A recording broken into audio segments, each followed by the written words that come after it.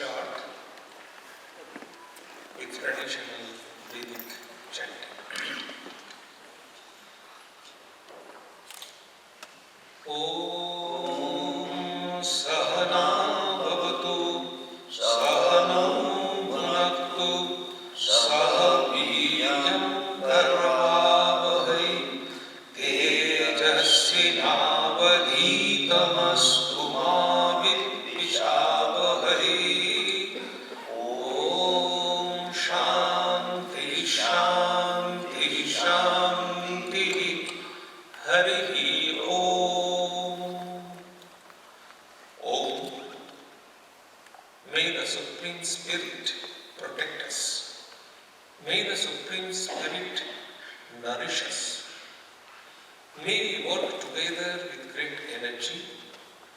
May our study be vigorous and fruitful. May love and health dwell amongst us. Om. Peace, peace, peace be unto you all.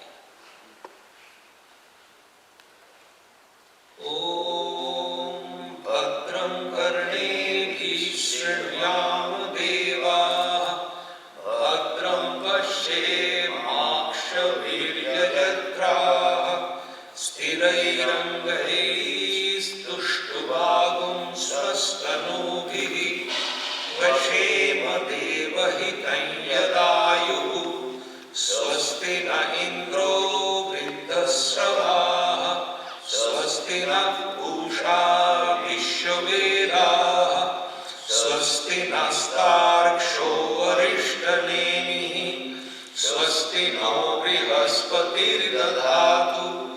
Om Shanti Shanti Shanti Harihi Om. Om. May we hear with our ears what is auspicious. May we see with our eyes what is auspicious.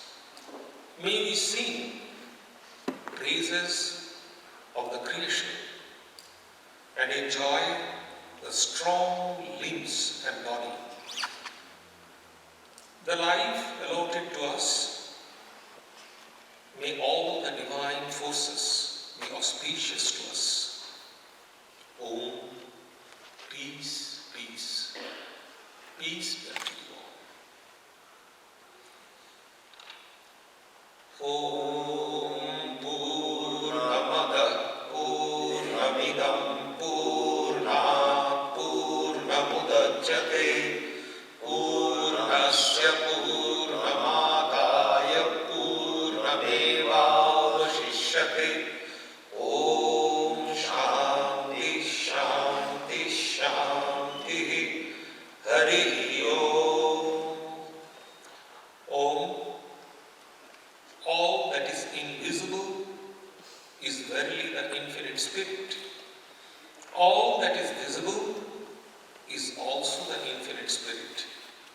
The whole universe has come out of the infinite spirit. The Supreme Spirit is infinite, although the whole universe has come out of it.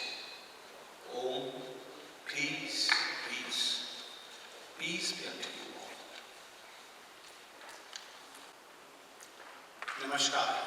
Welcome to the fourth iteration of our Religion in the Modern World series. This is jointly hosted by the Institute for South Asia Studies and the Center on Contemporary India, both at UC Berkeley, the Vedanta Society of Berkeley, and also the Consulate of India based in San Francisco. Before I say another word, can I please ask you to silence your cell phones and any other buzzing devices that might be on your person? Thank you. For those of you who don't know me, my name is Dr. Munis Farooqi. I am the Director of the Institute for South Asia Studies. I'm also the Sarah Kailath Chair of India Studies and a faculty person in the Department of South and Southeast Asian Studies. Dear friends, I'm truly honored to to be standing before you today. I'm honored because the Institute for South Asia Studies is always on the hunt for partners, ones who share our commitment to offering critical and thought-provoking programming for the benefit both of the Berkeley community, but also communities all around the world. The Institute is indeed fortunate and lucky to have found one such partner in the Vedanta Society of Berkeley, under the leadership of Swami Prasanatmanandaji, who, to be completely frank, is known to me only as Swamiji. Indulge me for a couple of minutes as I share some background about tonight's series. Going back just over a decade ago, in 2013, the Institute for South Asia Studies and the Vedanta Society of Berkeley began exploring ways to commemorate the 150th birth anniversary of the great sage Swami Vivekananda. The upshot of those conversations was a conference held in April 2014, right here in Berkeley, in fact, at the university, and it included such distinguished invitees as Dipesh Chakrabarti, Diana Eck, Brian Hatcher, Swami is also among us as well, and my predecessor as Director, Lawrence Cohen. In the wake of the conference success, the Institute and the Vedanta Society agreed on the value, nay, in fact, the necessity of hosting an annual distinguished lecture series with the express purpose of improving, clarifying, and diversifying conversations about the role of religion in modern societies. Fast forward to 2017. This was the year when we inaugurated this annual distinguished lecture series with Professor Bob Thurman of Columbia University, one of the world's foremost authorities on Tibetan Buddhism. In 2019, we hosted our second lecture in this series, this time with Professor Tony Stewart of Vanderbilt University, whose work on the Gaudiya Vaishnava movement, Satyapir, and Sufism in Bengal was considered the gold standard. Unfortunately, the world shut down in 2020, and with it, this important series. But this was only a temporary blip, because in 24, we were back, and we welcomed Professor Philip Buckendorf of the University of Iowa to be our third distinguished lecturer. As many of you likely know, Professor Buckendorf is one of the leading experts of the epic poem, the Ramcharitmanas. He works also on the Hindu poet Tulsidas, and the worship of Lord Hanuman. So far, I've restricted my comments to the role of the Institute for South Asia Studies and the Vedanta Society of Berkeley in making this lecture series a reality. What my remarks have thus far overlooked, however, is the simple fact that it always takes a village, crucially one that is willing to devote much time, energy, and intelligence to pull off events like this. And so in that vein, I would like to thank my colleagues and collaborators both in the Institute but also in the Vedanta Society for bringing us together in such a beautiful venue. So if you don't mind, let's just give them a 2-second applause.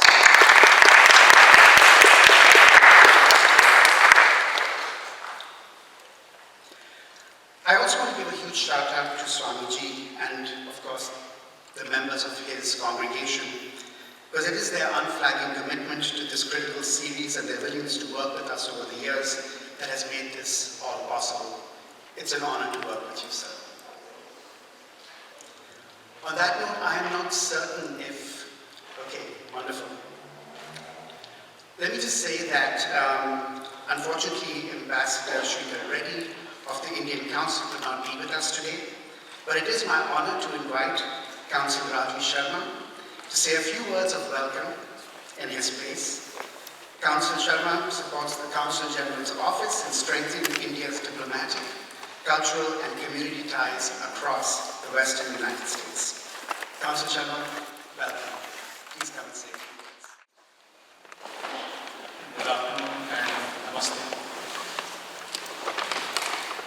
Swami Prasanatmanandaji, Swami Vivekananda, distinguished scholars, ladies and gentlemen. My first apology that I couldn't really make it in time. I won't take much time. I'm privileged to join all of you on this exceptional occasion to commemorate the 125th anniversary of Swami Vivekanandaji's visit to the Bay Area, which has been very kindly organized by the Vedanta Society, Berkeley. I also take this opportunity to convey greetings and good wishes on behalf of Dr. K. Srekhar Reddy, the Consul General of India, who unfortunately couldn't make because he is in travel today, and also on behalf of the Consulate General of India. We at the Consulate General of India feel truly honored to be associated with the Vedanta Society Berkeley, and also with all of you that you have invited us to be on this occasion.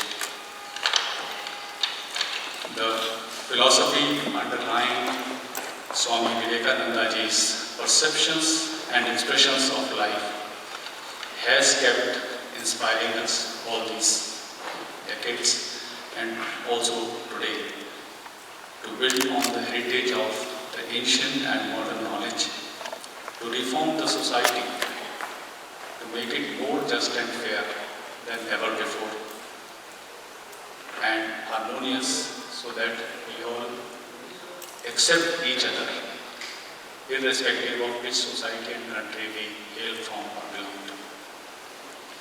In this endeavor and the journey, it is imperative for us to stay undeterred, courageously, and keep moving on this path, which is mostly made of hurdles and challenges alone, and to contribute to societies and nations so that life feels proud of itself, gives us, guides us in interpreting situations, including challenges and opportunities.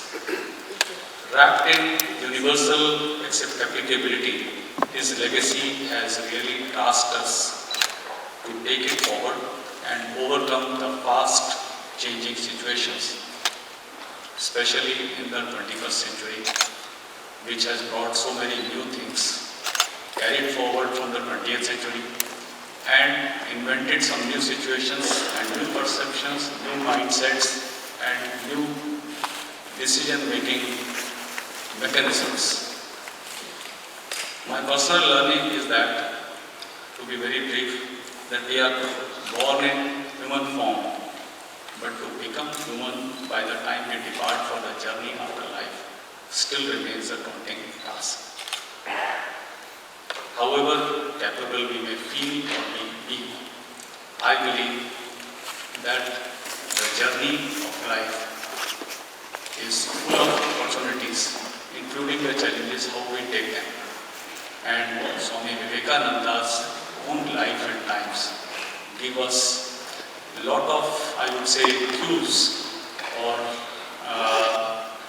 methodologies if we go delve deeper into what he said and how he professed his way of life, that we can face every challenge with calm and look to the solutions promptly.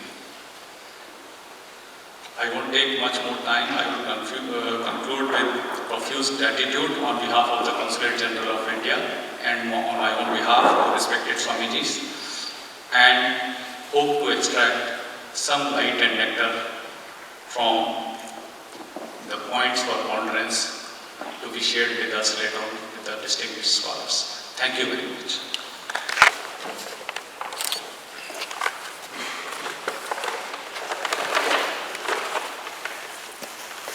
Thank you very much, Councillor Sharma. Thank you for joining this occasion. Thank you for your remarks. I'd like to now invite Ruth Harris and Dipesh Chakravarti to join me on the stage. Unfortunately, folks, as the program seems to indicate, I'm supposed to be Bob Goldman right now.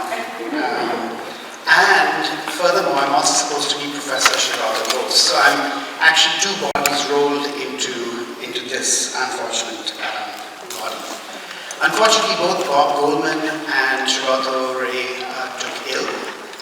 Shirata Ray has got tonsillitis and Bob has got the stomach flu. And And so we encourage both of them to stay home, rest, take care of themselves.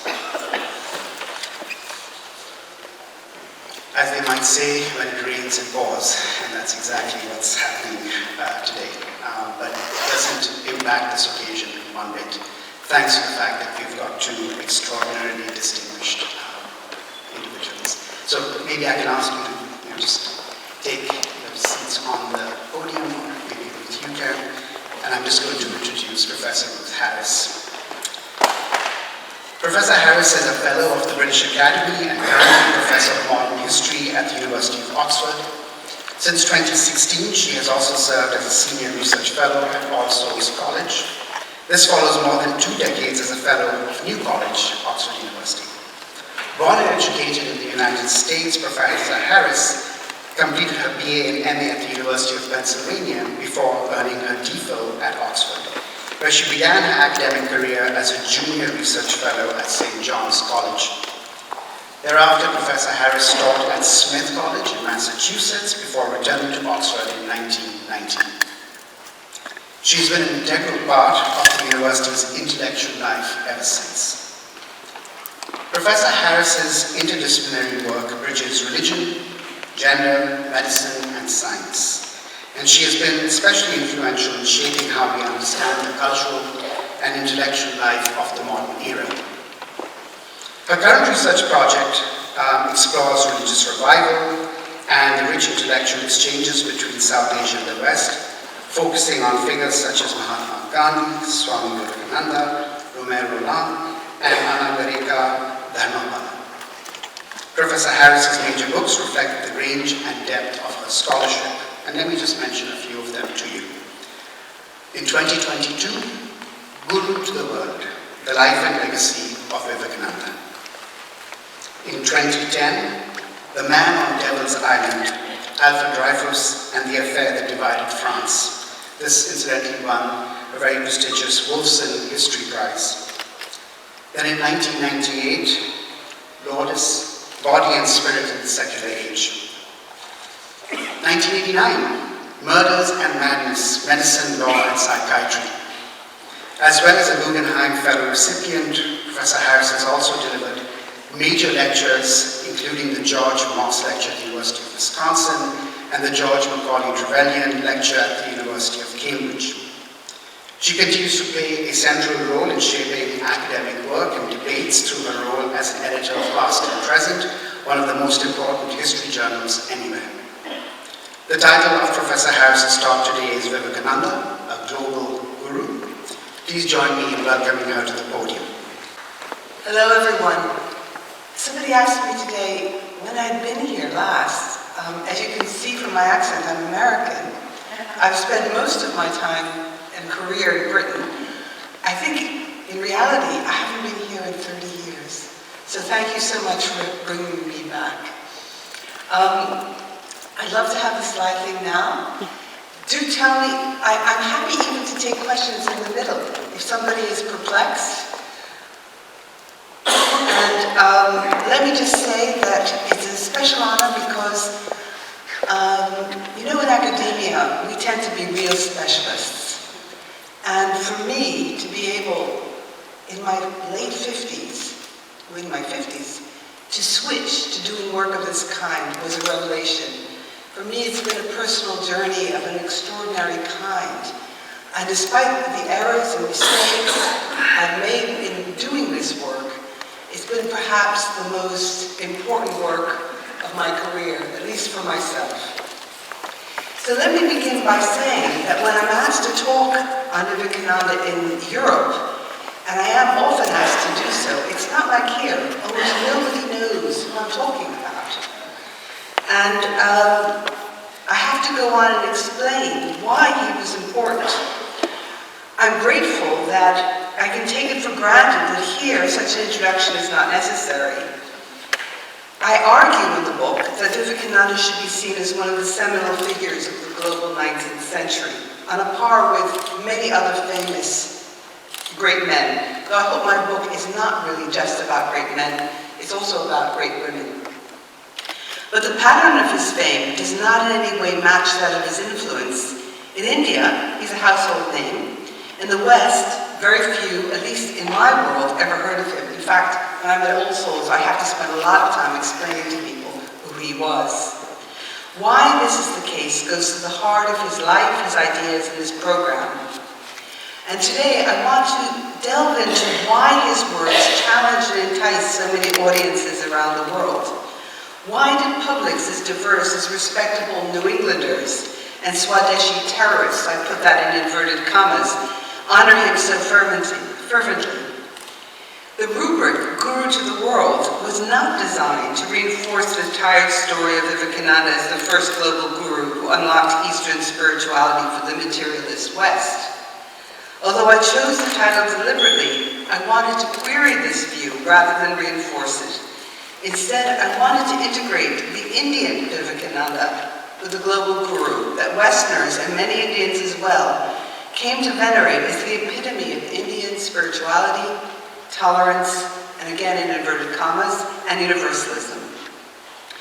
The task is difficult because it appears that his message altered according to his audience. The superficial dissonances are hard to avoid. In the West, he emphasized universality, insisting that Christians recognize the world's diversities. In India, in contrast, he was concerned apparently with the Gita and the biceps, a phrase he uttered only once, though it became the rubric by which he is almost inevitably condemned or applauded today. It's a very selective view of Vivekananda. Even if we set aside such stereotypes, there's no doubt he does repeat what was called the man-making message, especially to his monks and novices, as well as in other Indian settings. So the questions become, was he a universalist or a nationalist? Did he reconcile unity and diversity? I would suggest that to answer this question, one way or the other misunderstands his mission and method. It misunderstands who he was, which is fundamentally he was a guru who sought to address people in different audiences in a relational way. Today, Swami Vivekananda is sometimes linked to extremist politics in which the reiteration of selected passages of his oeuvre on self-reliance in India as the mother of spirituality have been deployed to serve a belligerent vision of Hindu religious nationalism. But in his own time, his version of Hindu universalism, like the other kinds of contemporary religious modernisms in the Buddhist or Islamic world, all tended to assert the duality of the particular and the universal. The two categories were bound tightly together in ways that often made them inextricable. I will not argue here that he created a coherent system, far from it, though one could argue that philosophically he did create much coherence, but rather that the apparent inconsistencies were animated by his belief that different audiences required different instruction. I will suggest that in doing so, he attempted to apply the techniques of a guru, as I've said, methods devised for bespoke individual instruction to larger audiences. He was a spiritual democrat, intent on changing religious cultures and imperial hierarchies, and so his teachings necessarily were directed to audiences with diverse life experiences and expectations. But I will say that in the process of trying to communicate, he endorsed an essentialism that often homogenized cultures and societies, especially in the fantasiacal world where both Vivekananda and his audiences regarded India through the Orientalist distinction between Eastern spirituality and Western materialism. And I think this binary is still very much with us. Because of this, he had to fight against cliches, stereotypes, and prejudices of Indians as idolatrous, nihilistic, and deficient in moral character, the negative side of the spiritual label. At the same time, these very oppositions permitted his circulation in Euro-American societies, where he tapped into the good spiritual, in which Hindus were mild, metaphysical, and tolerant. In the process, he spoke of unity and difference, almost as two sides of the same coin, which was very, very unusual at the time, and was both central to Indian identity. He built common spiritual bridges while addressing similar transnational concerns. And he operated in a world that we don't know, which was the world that Chris Bailey called the global idealist moment, a world in which Boston ladies in their drawing rooms peruse Muller's Sacred Books of the East, English education Calcutta's read Ralph Waldo Emerson and knew him well, and eminent scientists took spiritualism seriously.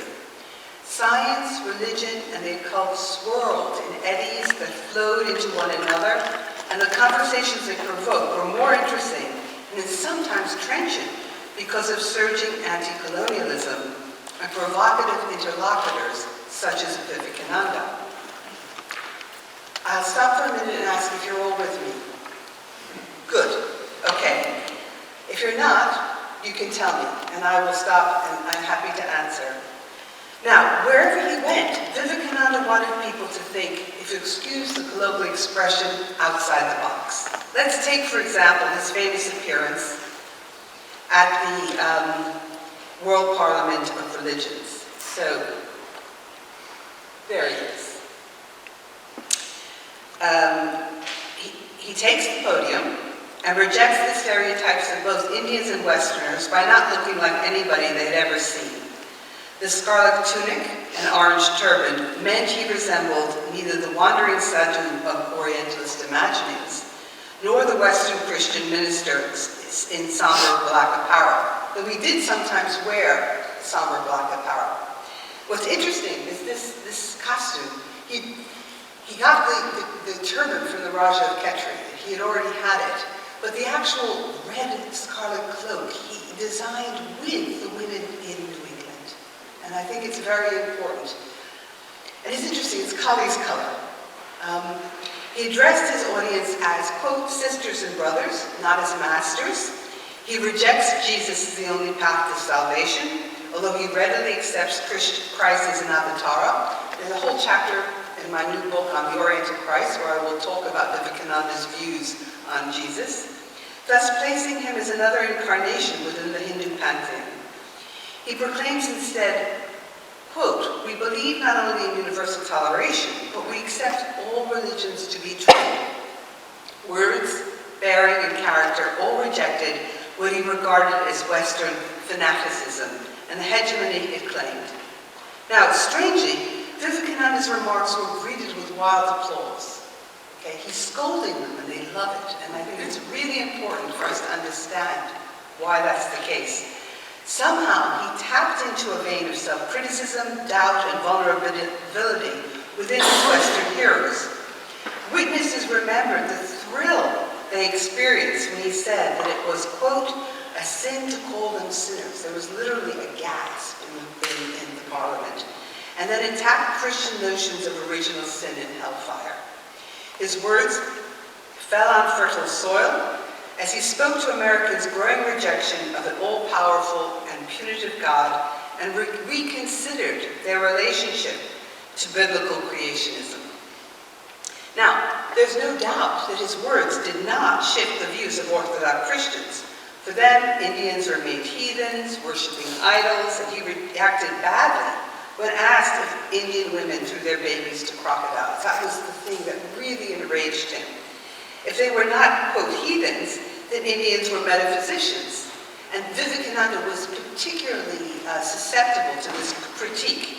He was described as, quote, Jesuitical, to suggest the sophistry that underpinned his quicksilver brilliance. Even the remarkable philosopher and psychologist William James, with whom he had conversations, called Hinduism a sumptuosity of security, thus reinforcing the Hegelian cliché of Hinduism as a philosophy of pure spirit. Now, in seeing that kind of reaction, you can begin to understand his emphasis on karma yoga and practical Vedanta. Okay? At worst, this new audience wanted a yogi who could perform magical tricks and miracles, not dissimilar to the Indian snake charmers who drew crowds to American vaudeville theaters, and they were very popular at this time.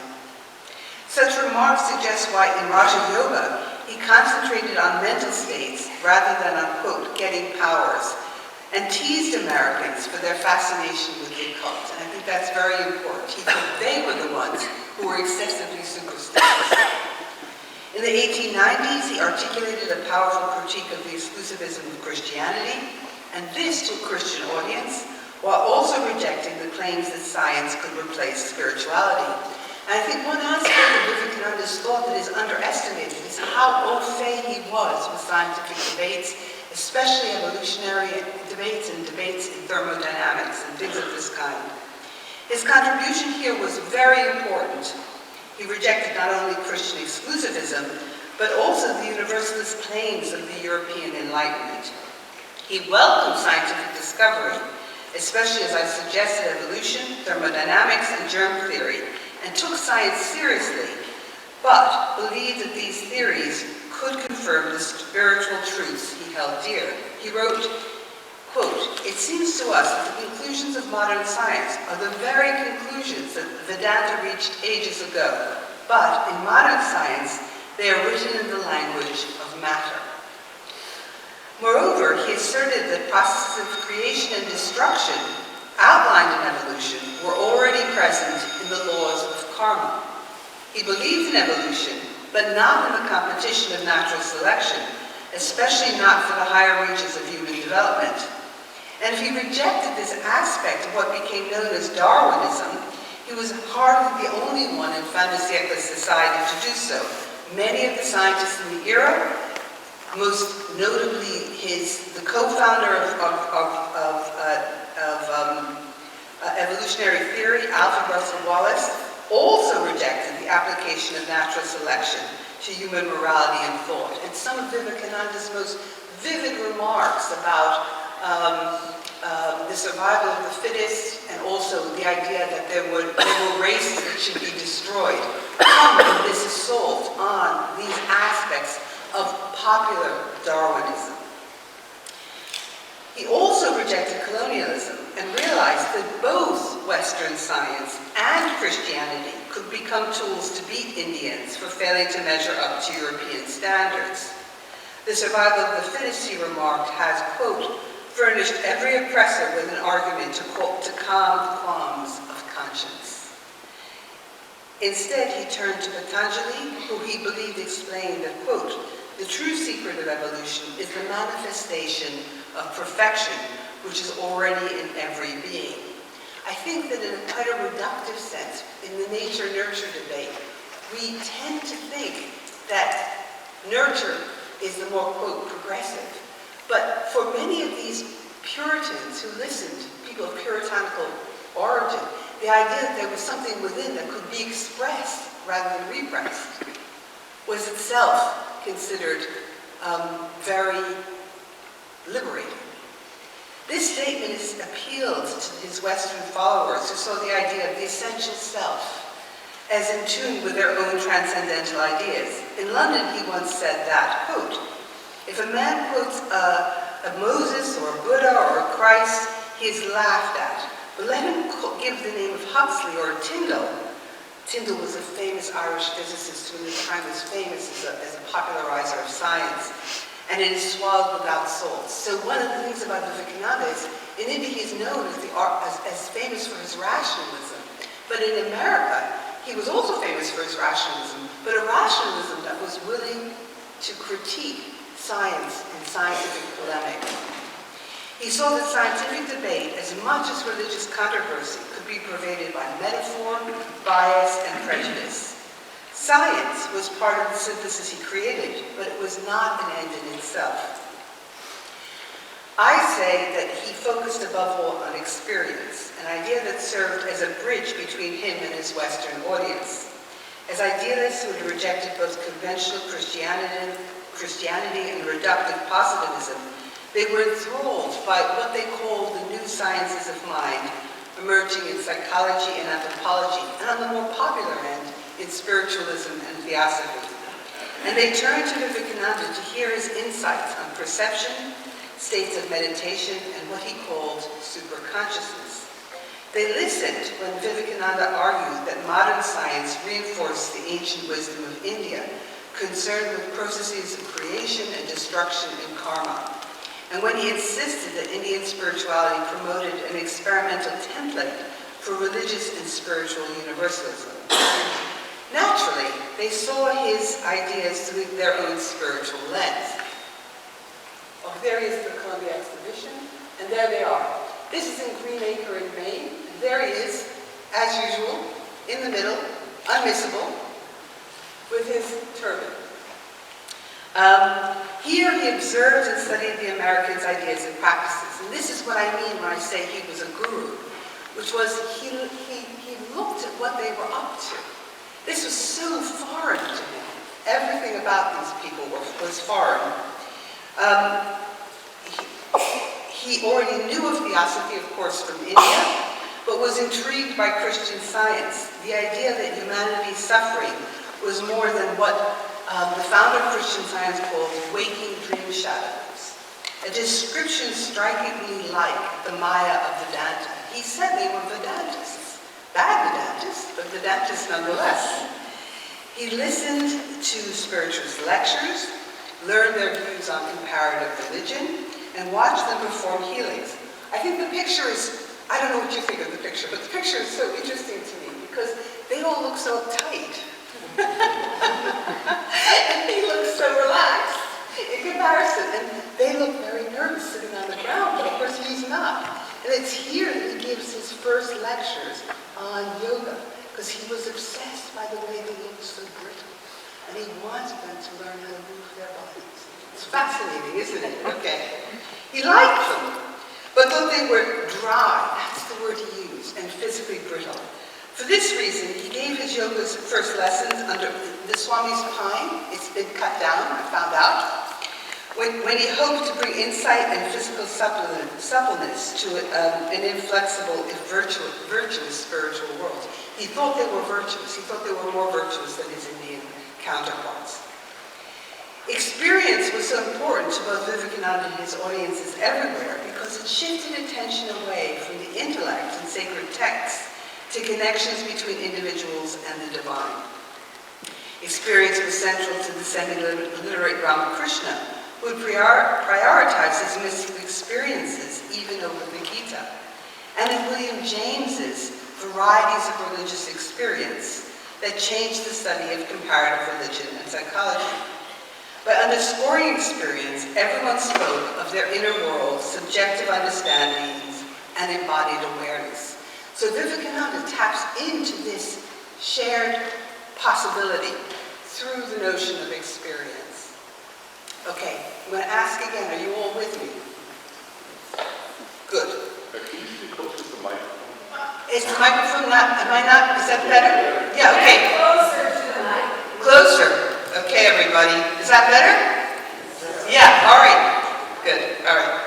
They were also impressed because in contrast to Christian missionaries, he sought no converts. Imagine in the 1890s, somebody who's not trying to convert. That's what they do. So they assume that's what he wants to do, but he doesn't do that. He distanced himself from church building while creating Vedanta societies. He wanted instead to make, and this is the famous quotation, the Methodist a better Methodist, the Presbyterian a better Presbyterian, the Unitarian a better Unitarian. He could not compete with the established Christianity, nor did he want to.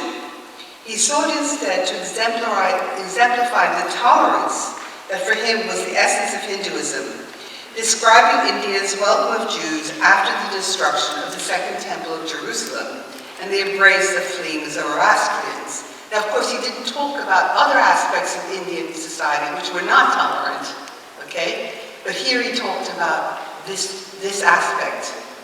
He therefore presented spiritual India as the eternal refuge, a land of tolerance that contrasted with Western fanaticism.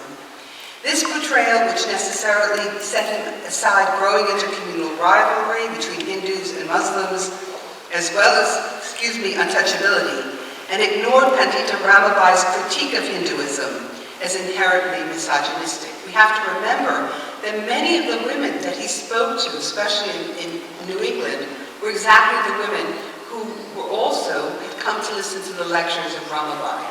So he was, in a sense, trying to shift her vision of India.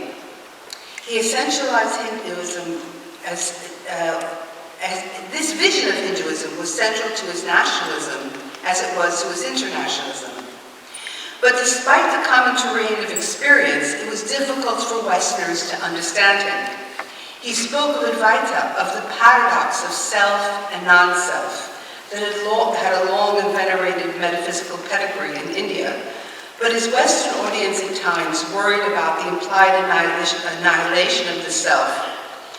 One disciple, who was a very famous opera singer, exclaimed, "I cling to my individuality.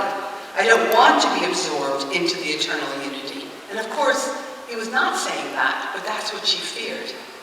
But both in India and in the Euro-American world, Vivekananda, as well as the philosophical idealists and pragmatists with whom he sparred, be they Harvard professors or theosophists, argued that the subject was not a free will agent of Cartesian dualism, but one that recognized that experience signified possibilities beyond the world of objects and rational deduction.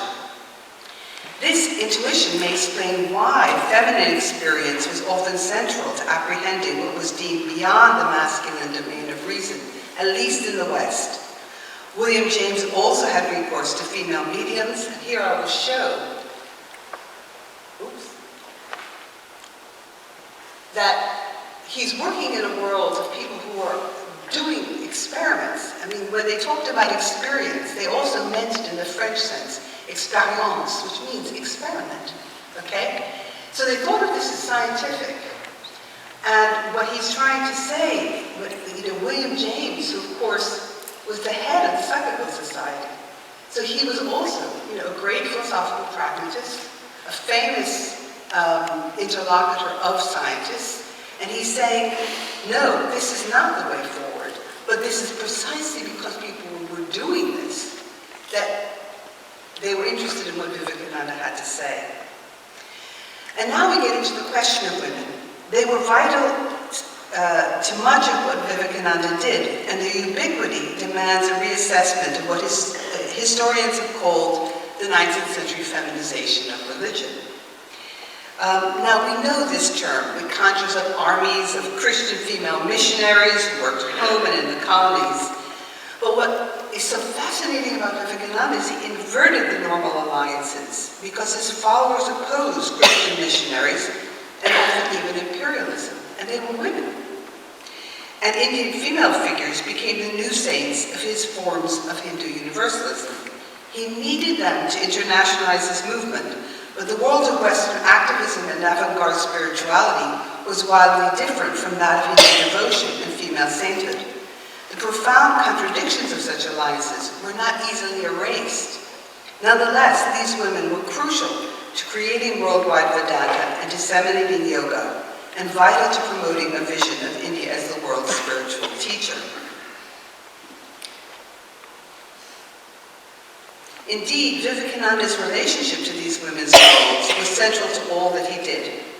Early on in India, he was reluctant to undertake new ventures without the support of Ramakrishna's widow, Sharada Devi, requiring her permission before leaving for America, and taking her advice when he returned. And what's interesting is Vivekananda had a hatred of what he called don't touchism. He hated aspects of caste that were exclusive and excluding people through too much emphasis on notions of pollution and purity.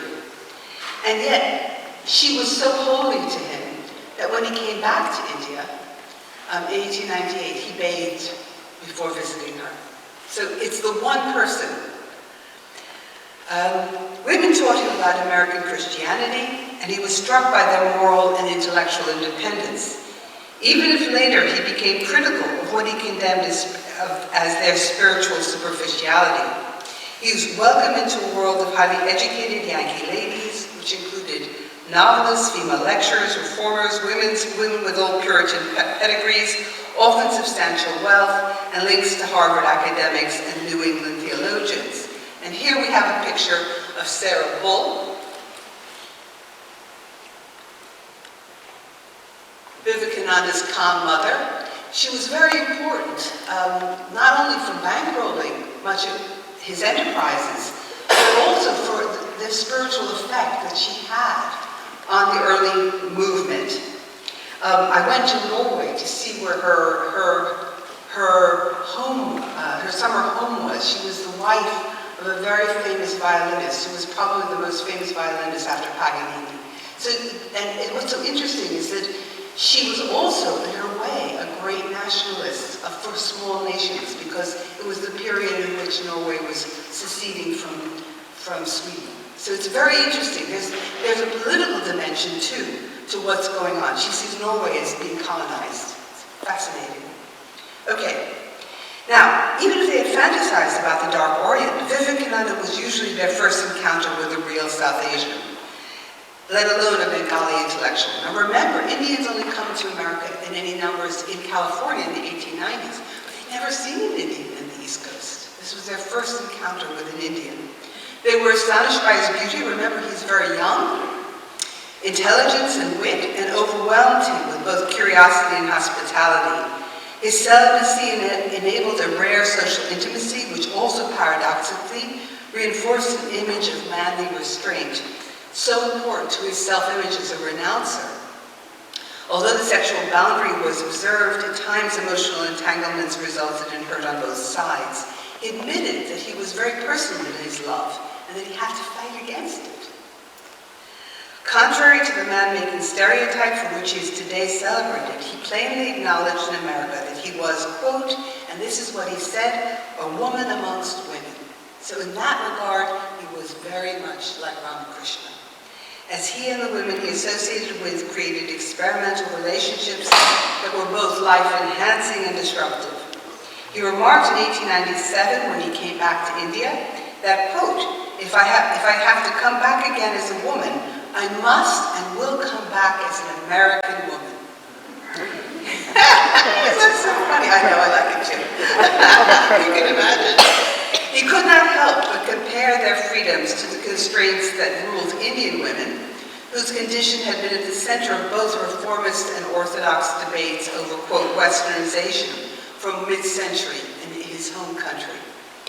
But there was more here than admiration. Vivekananda acknowledged women's spiritual and moral prowess, despite his ambivalence over their philanthropy, which he feared might be used against his fellow Indians. He was wary of what he saw as coercive processes of Western, quote, emancipation, especially for Indian women. One of his Indian American disciples said, you should make people be good. And he hated that. That was such a Christian idea. He kept on saying, in Karma Yoga, the world doesn't need you. This is not why you engage in Karma Yoga. Okay? Although violently opposed to child marriage, he feared widow remarriage and regarded it as a spiritual death.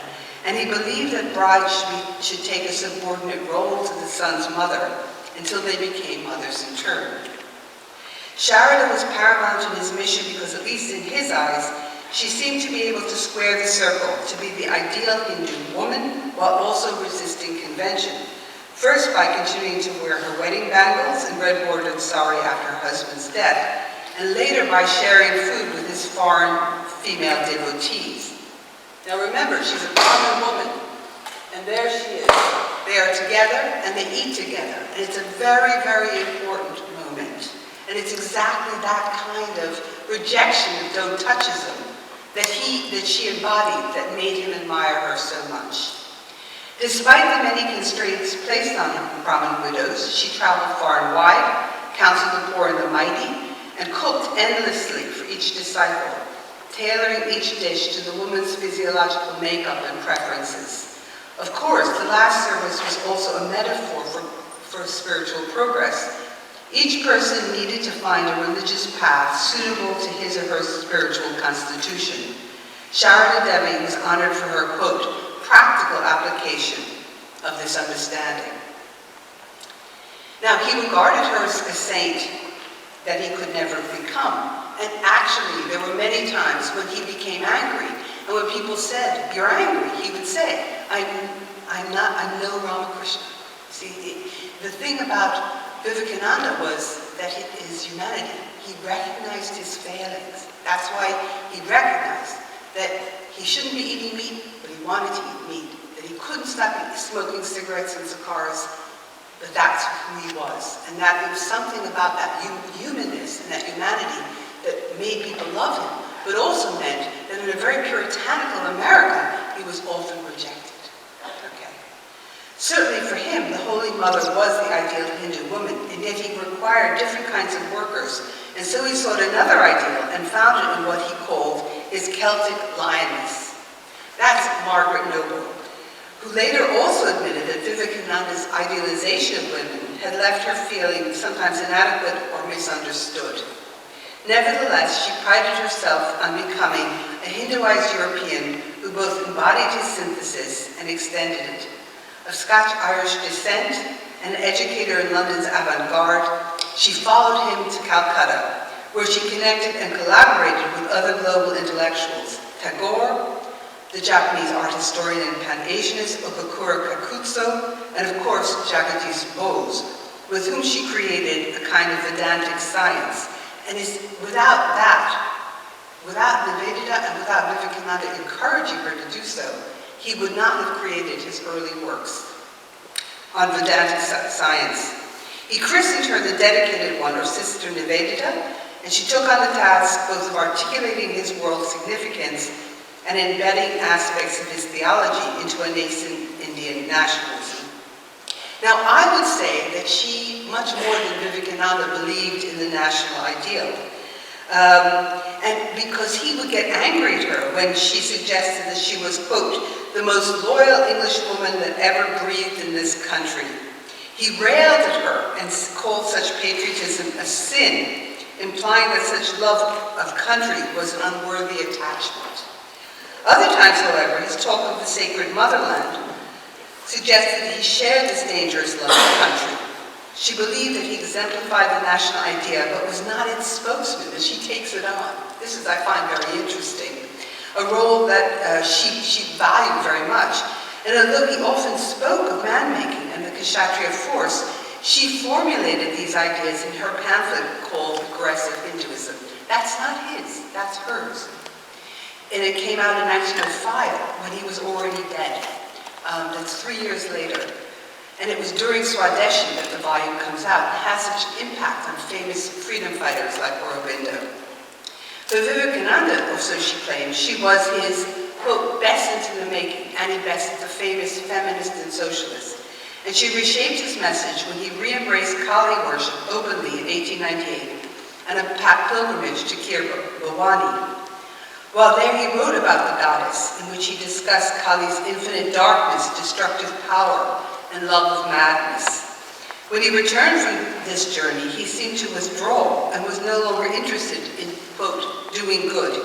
Even told her that, quote, patriotism was a mistake.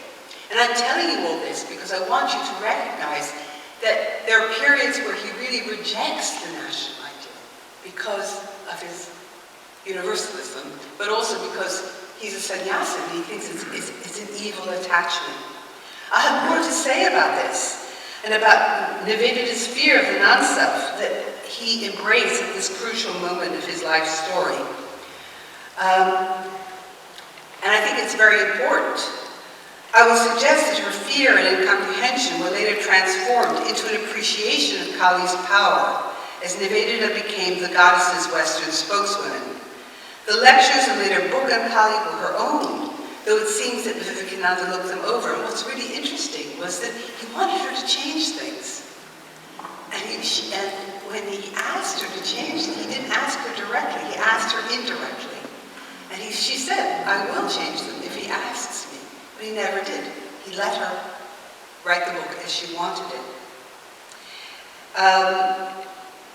After all, Kali worship horrified the Brahmos and was deemed by many others to epitomize the, quote, lower primitive levels of Hindu worship. She even spoke at Kaligat, where baby goats are sacrificed to the mother, and stated that the great glory, quote, of this mother worship lies in its bestowal of manhood. This remark apparently inverted Vivekananda's relationship to Kali, in which he had been withdrawn, and he sits in Kali's lap as a baby, At other moments, he accepted the need to be the manly protector of the goddess. So it's again that duality that he plays with. Here was another inversion of the binary that he sought to unify. He wrote in 1899 to a brother disciple, quote, "I am the servant of the mother, and you are all servants of the mother. Fear not, victory to Kali." And as I said, for people like Aurobindo and Bipin Chandra Pal, the book recast Kali from being a symbol of national degeneration into an icon of national dynamism. They thought it her greatest contribution. I now want to revert to the question of whether Vivekananda was a nationalist or a universalist. Certainly, his message altered according to his audience. And it's hard to ignore this. In the West, he emphasized universality, insisting that Christians recognize the world's diversities. In India, he spoke of the Gita and the biceps, and hence seemed more of a nationalist, especially in Indian settings. Certainly in the West, he preached against materialism, violence, and fanaticism. His nationalism, if it was that, focusing on the tolerance of Indian society, that was integral to Hindu universalism. At the same time, he introduced yoga to draw Westerners away from the values of muscular Christianity, from the hardness of their minds and bodies, to teach them the sweetness of worship and of devotion. Against Western brutality, about which he spoke often, he taught mildness. Against the busyness of Western industry and punctuality, he asserted the primacy of meditation and timelessness, and explained that processes of concentration were ends, not means. He did not seek miraculous cure like Christian scientists, but advised instead perseverance and discipline in search for transcendence. And to achieve his ends, he scolded, a habit which the Western women found hard to bear. He was not sensitive to the gender dynamics of their interaction, even as he counseled robustness to women and men equally. And I think that's a very interesting point. He wanted the women to be strong too, even though he used the phrase man-making. But beside the scolding, he also encouraged, and above all listened, and he personalized his teaching. Despite his socially conservative views of women, he was deeply attentive to their spiritual and emotional needs. So if this was his technique in the West, in India it was rather different. Here again, the vision of nationalism and universalism was in play, but differently. He wanted to end what he saw as Indian timidity, to shift attitudes of subservience and fear, and above all, to resist needless imitation. And I think this question of imitation is fascinating. When he was young and traveling across the breadth and length of India, he took 2 volumes with him. He took the Gita and a Kempis' Imitation of Christ with him. The latter was a 15th century text that urged Christians to withdraw from the world in search of spiritual growth. This was the pietistic tradition within Christianity. And he extolled it precisely because it indicted the contemporary arrogance of ill-informed British missionaries, which he called, the program, the violence of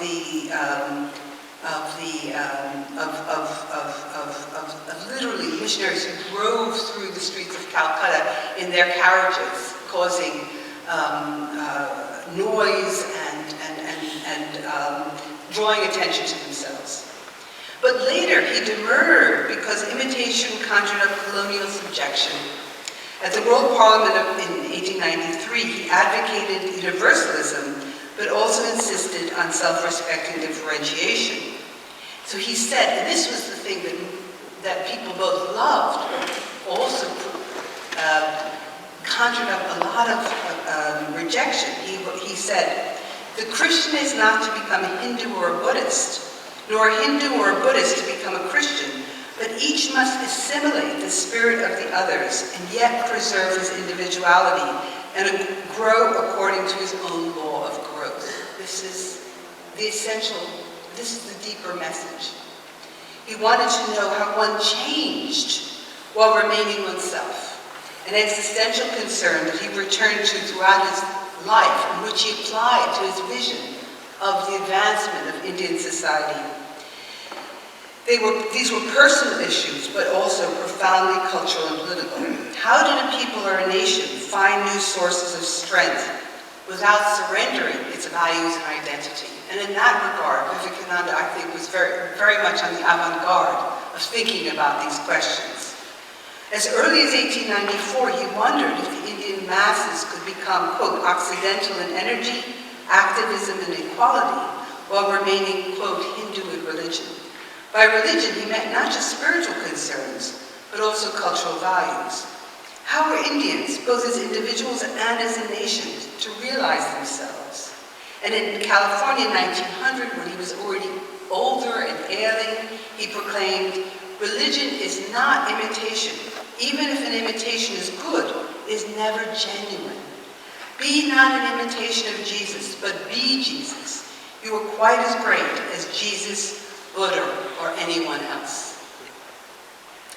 Now, he framed this instruction very much like a good guru, reworking Ramakrishna's example in the tradition of Adhikari Veda.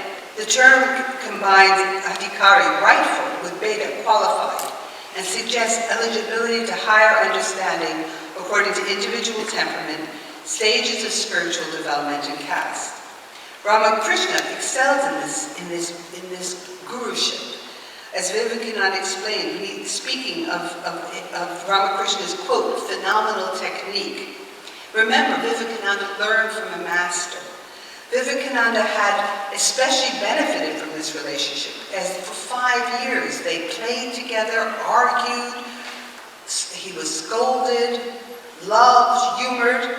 This special treatment was, as I have suggested, also metaphorical, and expressed practically in the way that Sharada Devi cooked separate dishes that suited the constitution of each devotee. It's this individualized project that's at the heart of the universalism. It's diversities as unities. That's the message that he's trying to convey. Now, Vivekananda adapted these messages when he engaged in what has been called counter-preaching during his travels.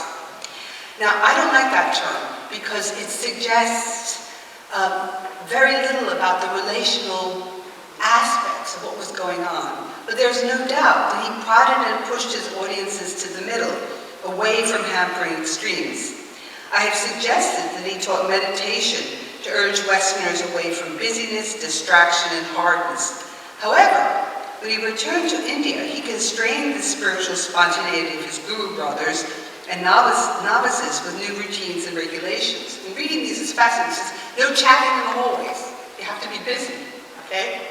He instituted the Delsart method in Belo Ramat. These are theatrical poses, which he thought would teach his monks how to be assertive, okay? Now, it's a system of breath control and exercise expressions developed by François Delsart, who, of course, people like Sarah Bernhardt had used, okay? The French singing and acting coach. And now in the West, he mocked this method, which is very interesting, okay? But instead, telling them that they had to learn to control the pranayama. He even joined these exercises in India at the early days with dumbbell training to deepen the emotional and physical endurance of his monks. This was unheard of in India. This example was a perfect instance of Adhikari Veda work.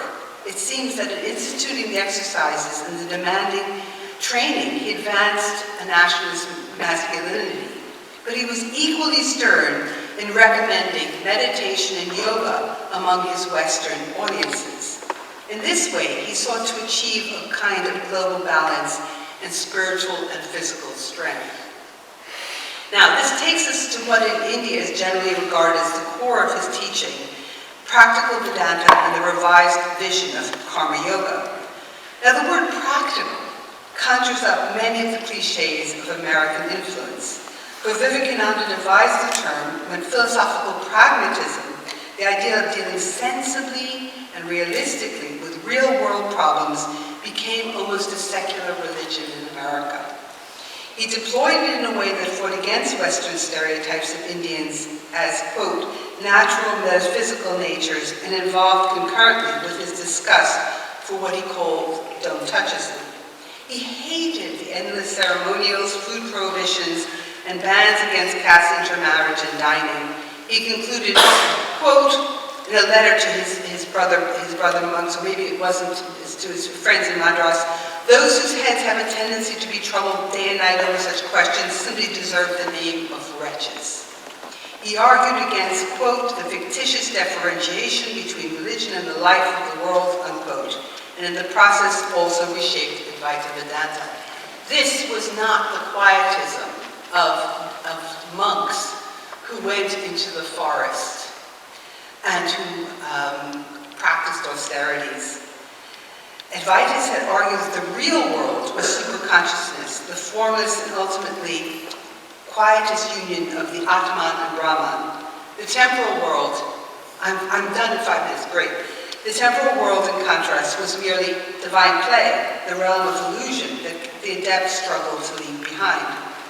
But Vivekananda democratized this tradition by seeing the divine in this world within all humanity, and especially in the worship of the poor, especially through service. Even today, his Advaita Vedanta may offend the orthodox, while others regard practical Vedanta as a betrayal. And we have all kinds of instances of the monks who are out in the field, and Vivekananda says to them, you have to learn to use money. You have to learn how to raise money. You have to go door to door and sell the newspapers of the order. And they hated it. They felt that they were betraying Ramakrishna. He said, no, that is not what you're doing. Remember also that he gave his famous London lectures on practical Vedanta before his return to India in 1897, in the midst of the horrible hunger that killed 12 million Indians. So it's the famine that really, really urges him onward. And I think that, again, we forget. He told to the famine, he said, I cannot be above this. And the famine broke his heart. Okay. Now, it helped him envisage the nation. And it's when he returns to India in 1897, he speaks about Indian diversity and about how it creates the unity that makes for the sacred motherland. Yes, he prioritized Advaita for metaphysical reasons, but he did not mind so-called racial mixing, and he resisted segregation. Advaita, by emphasizing formlessness, asserted that unity existed above the particularity. This was imperative for India because of its diversity. And he kept on talking about the Aryan, the Dravidian, the Tartar, the Turk, the Mughal, the European, all the nations of the world pouring their blood into this land. Language, race, or ethnicity could not bring Indians together. And it was for that reason that he emphasized Advaita. The problem with Advaita was, though he thought everyone should shelter under this great umbrella of universalism, was that it was a Hindu concept, and not everyone saw it as universal. He acknowledged enmity between Hindu and Muslim brothers, but believed that fraternity would outweigh rivalry and antipathy.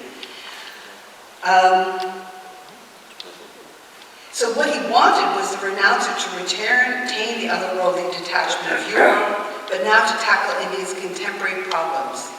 And he thought the sannyasin was the perfect example of how to do that, because you cleared the deck of domesticity so that you could join into the world's endless flux. Rather than being in the forest or in the hermit's cave, you were out in the world. But somehow you were meant to retain this inner stillness. And that's where we get back to his discussion with Nivedita and Kir Bhawani. She was appalled that he said, I'm not a patriot. I'm not interested in social reform.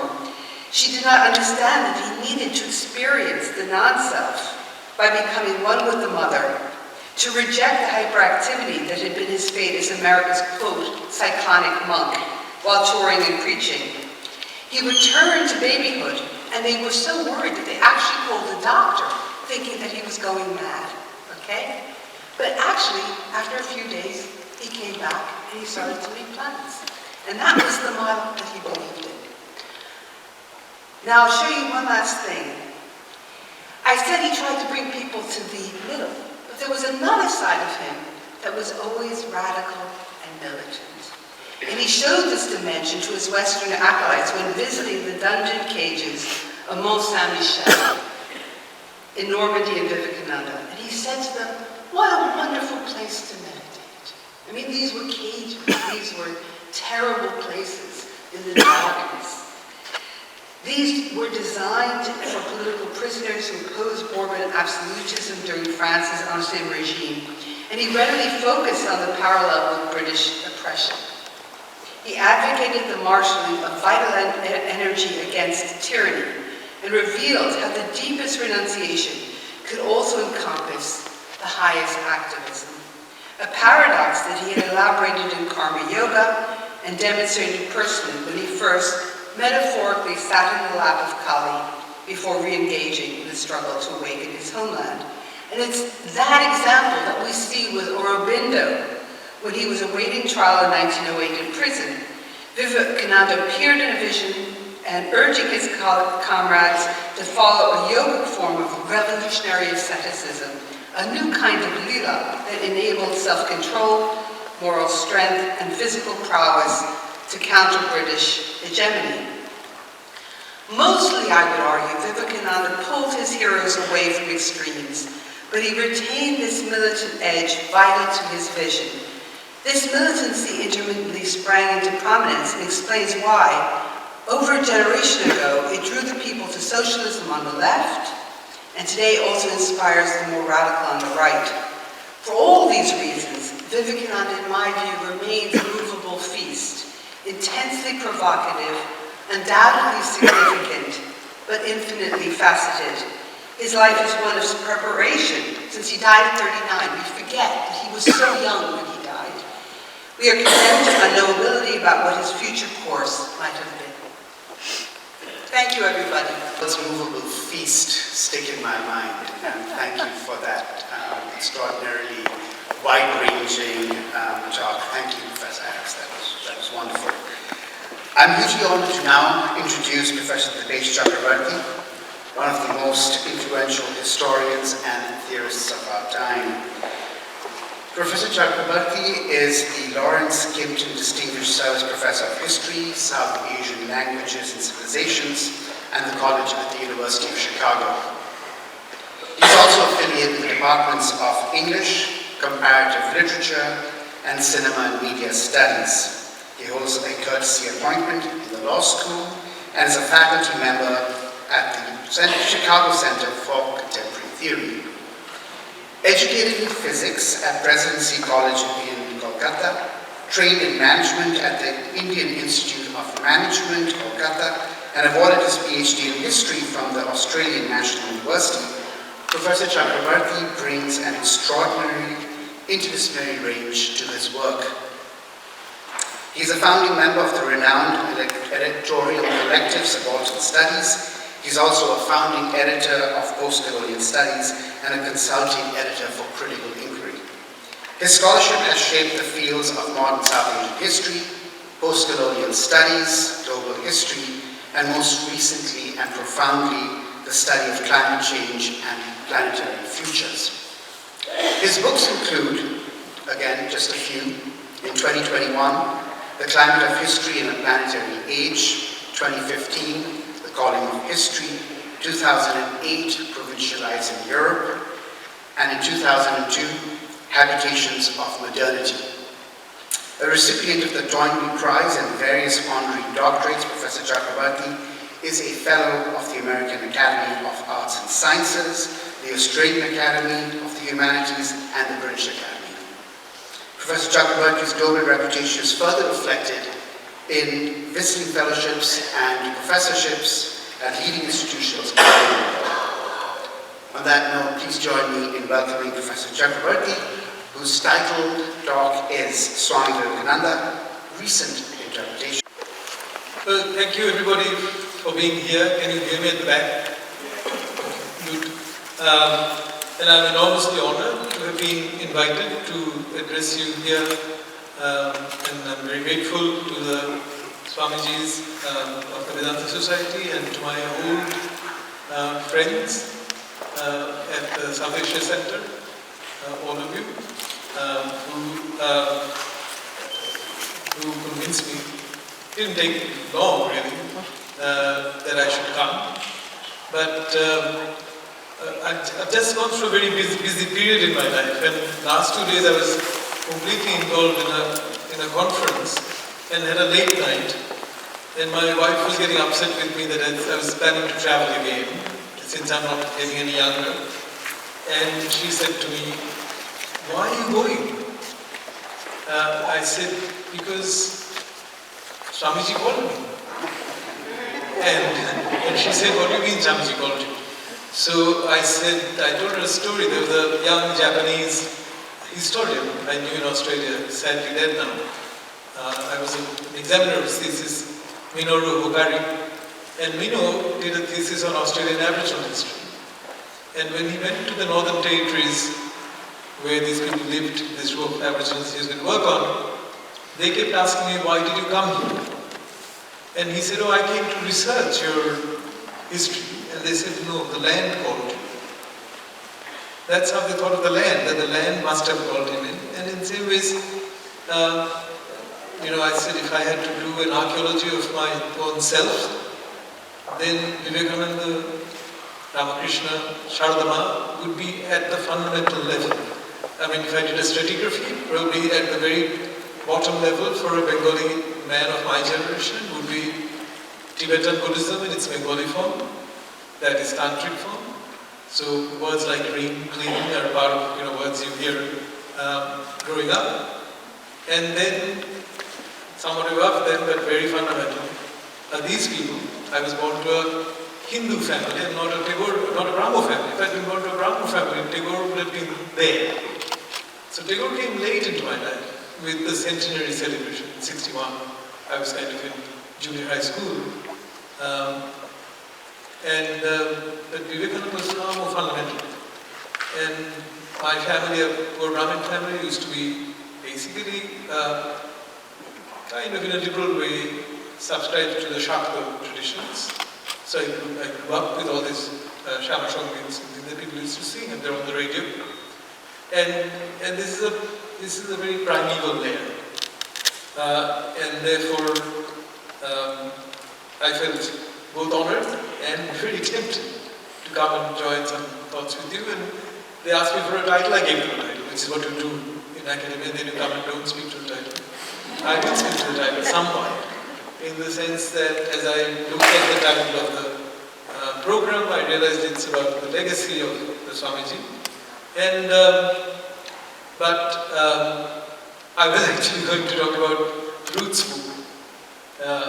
It's one of the two books in recent iterations, and also talk a little bit about Vivekanandaji's book on what he calls Vedantic cosmopolitanism of the Swami.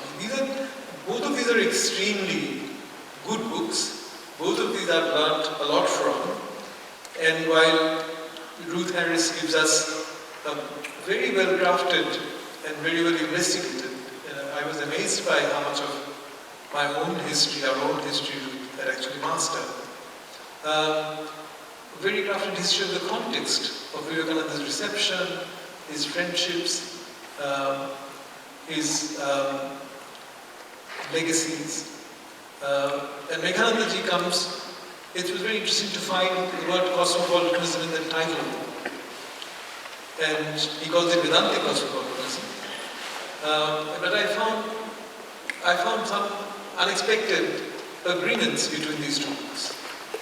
One of them was what Ruth was talking about, that Vivekananda was a world-affirming person.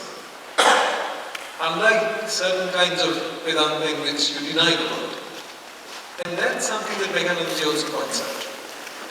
Vivekananda was always mindful of the so-called lower castes, and actually accused Shankara of not having the heart of Buddha in actually precluding the lower caste from reading the Vedas, for discussing them. Even his thoughts on education, Vivekananda always said that Vedas should be available to everyone. And then in actually going beyond his Guru Ramakrishna, whom Ruth you cite from Vedanta, and that's something we also grew up knowing, that he thought the 19th century acts of social reforms for God-seeking people would constitute a kind of distraction.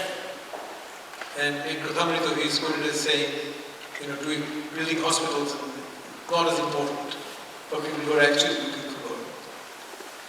And Vivekananda was always, I wouldn't say torn, but he found a way of combining that faith with actually caring for people. The famines played a role, but from early on, this idea that we should do something, and there is a letter that Vedanta quotes where he says, it is the hypocrites who have invented all sorts of engines of tyranny in the shape of doctrines that distinguish between the Paramatma, the ultimately meaningful thing, and the Vyavaharic, the practical pragmatic things. So the practical pragmatic thing was as important. In that sense, it's affirming of the person in front of you. It's affirming of the suffering person in front of you.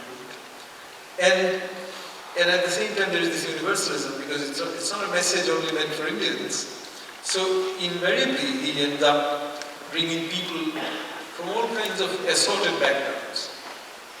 And that's why I thought I'll speak to the word cosmopolitanism. And I don't know, Ruth, if you had on your Cashew slides the photo showing Gopal Verma and Nivedita. Do you have that in that cache here? No, you don't. That's the only one I want to bring to Berkeley, but I'll speak to that. So the only God to worship in the human soul is in the human body. So of course, Vivekananda says all animals are temples too, but man is the highest, the Taj Mahal of temples, which I thought was a very interesting construction, Taj Mahal of temples. Not a piano formation. And if I can't worship that, then no other temple will be of any advantage. And then I found this remarkable connection to somebody like me in Vivekananda's book, in the very last sentence, which suddenly turns to subaltern studies, to post-colonial thinking, where he actually ends the book by saying, honoring the subtlety, creativity and originality of colonial Indian philosophers' demand, colonial Indian philosophers. So honoring the subtlety, originality and creativity of colonial Indian philosophers, of whom Vivekananda is one, demands a commensurable, nuanced, cosmopolitan hermeneutics. One that lets the subaltern speak in their own voice and on their own terms. So I thought there's something in the zeitgeist that actually brings these two books and my thoughts together. But what I want to do is, in the rest of the talk, basically talk about a kind of cosmopolitanism. So I'm illustrating something that Ruth has already mentioned, how being with Vivekananda meant that a Methodist became a better Methodist, the Presbyterian became a better Presbyterian.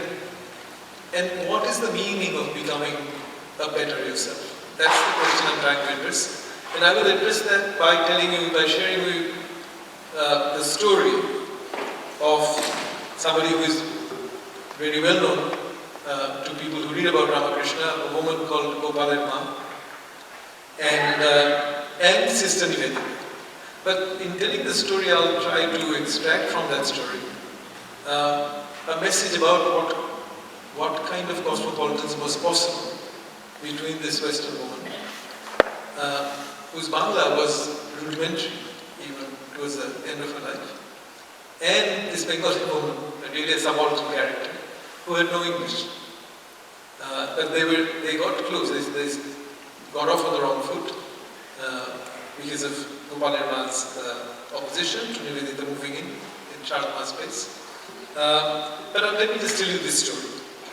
And at some point I'll probably want you to imagine Gopal Verma, since I can't show the slides.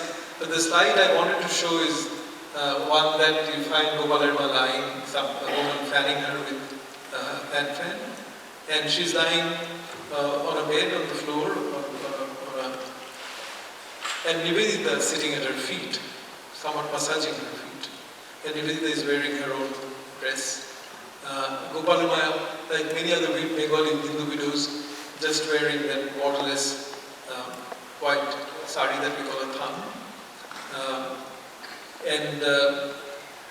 So she's there. Gopal Irma literally means the mother of Gopal.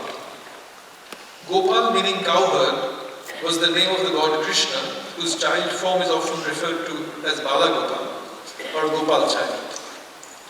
But Gopal Irma actually had no son called Gopal. So she was called the mother of Gopal. But she had no son called Gopal. She was a child widow, born Aghormani Devi in 1822 in a poor Brahmin family in Kamarhati, north of Calcutta. She was married off at the age of 9 and saw her husband only once at the wedding. Their marriage unconsummated, her husband died a few years later, leaving her a widow at the age of 14.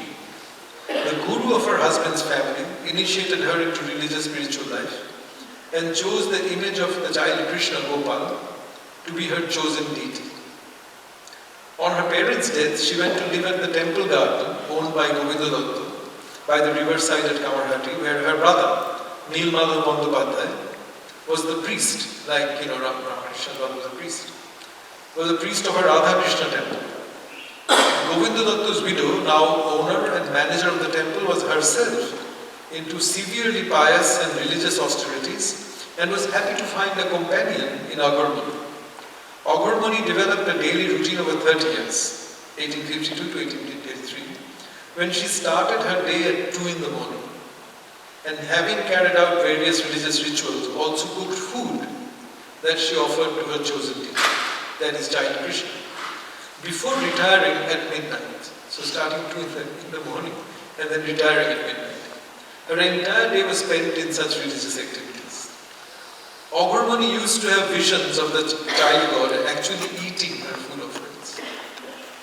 A story goes that one day, sometime in the early 1880s, the banana leaf on which she was to pour food for the deity got swept away by a strong wind that had already caused her trouble when she was cooking. Angry with God, that is God with a capital G, she began to scold him for making everything so difficult for her Gopal, when a little boy brought the leaf back and disappeared only after she had poured the food out of it. Aghormani was convinced that the little boy was none other than the child Krishna himself and went mad crying, "Where is Gopal?"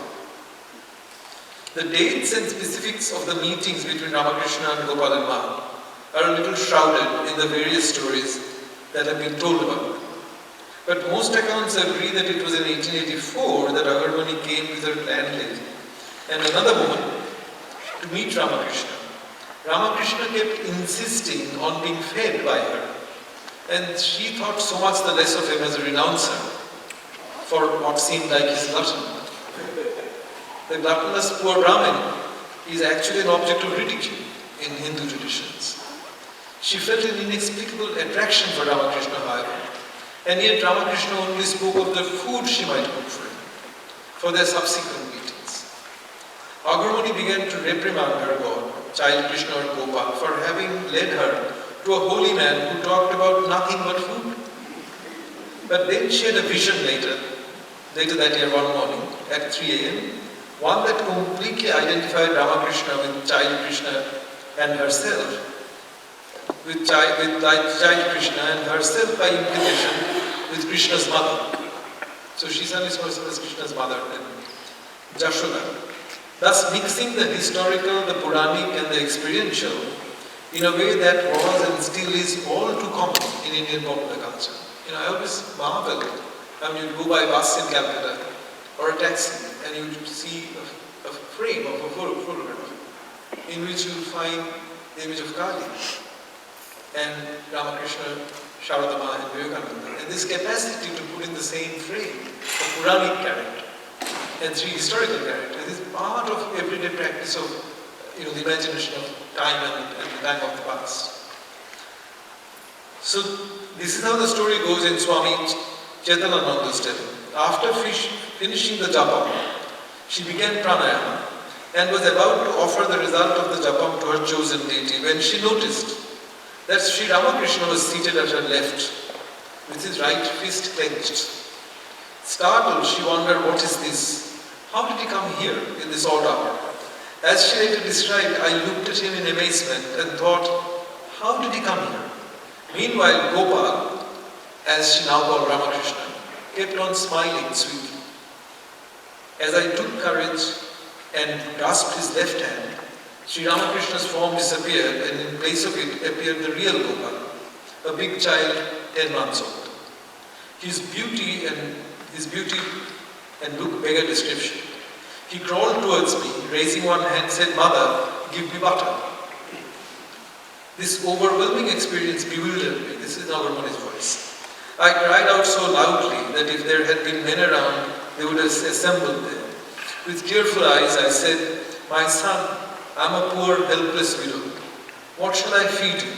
Where shall I get butter and cream, my child?" But Gopal would not listen to me. "Give me something to eat," he kept on saying. What could I do? Sobbing, I got up and brought some dry coconut balls, that nardu, I guess, hanging from the hanging basket. Placing them in his hand, I said, "Gopal, my darling, I offer you this wretched thing, but don't give me such a poor thing in return." Disturbed by this experience and unable to perform her meditation and the religious chores that day, Nagarmuni rushed to Dakshineshwar like a crazy woman while feeling the company of Gopal, this child, the entire day. Gopal also accompanied me, she is reported to have said, resting his head on my shoulder. I distinctly saw Gopal's two tiny rosy feet hanging over my bosom. Arriving in Dakshineshwar, she called out for Ramakrishna, calling him by the name of Gopal, and began to feed him cream, butter, sweets, and eventually began to dance in ecstatic joy, claiming that Brahma and Vishnu, the two highest gods of Hindus, were dancing with her.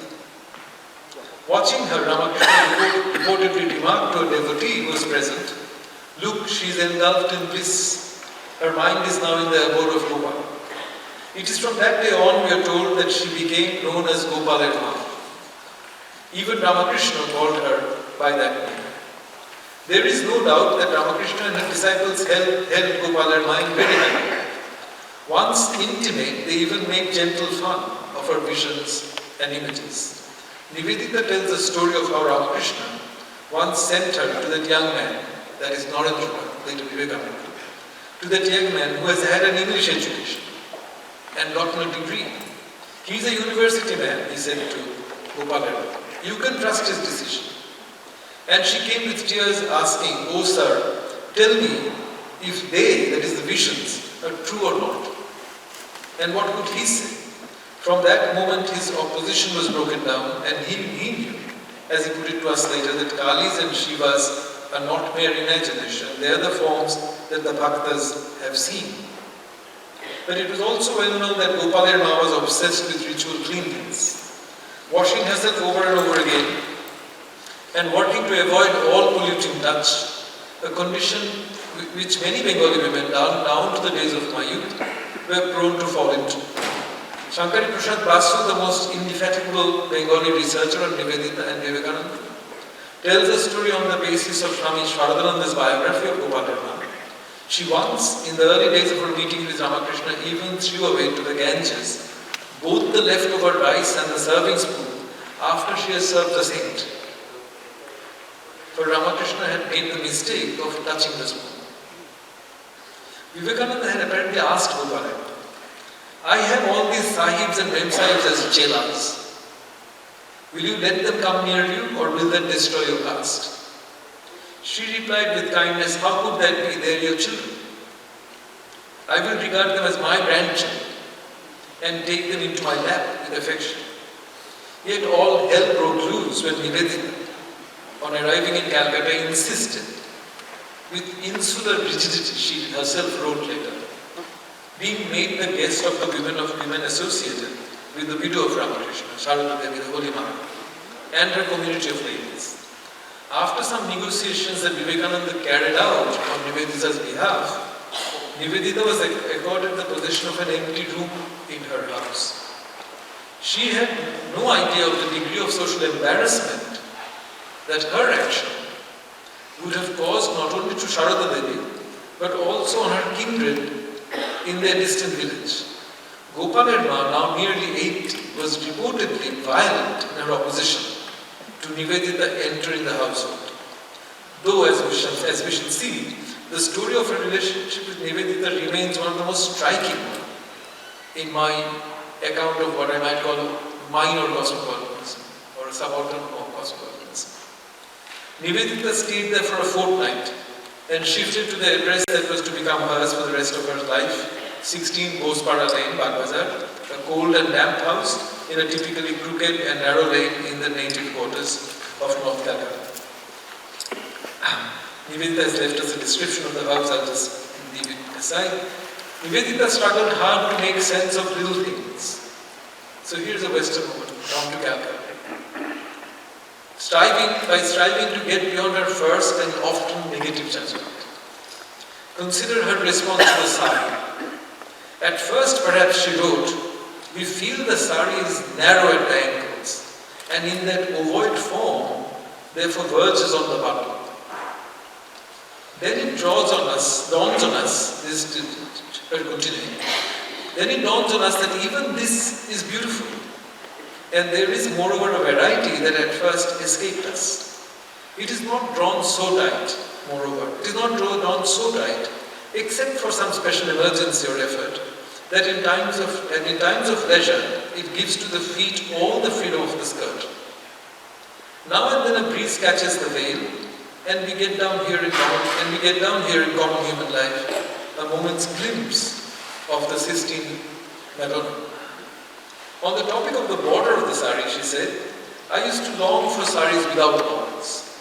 That little line meandering up and down the figure seemed a useless interruption of the composition. So that's a little sari continuing, a jarring element in the picture.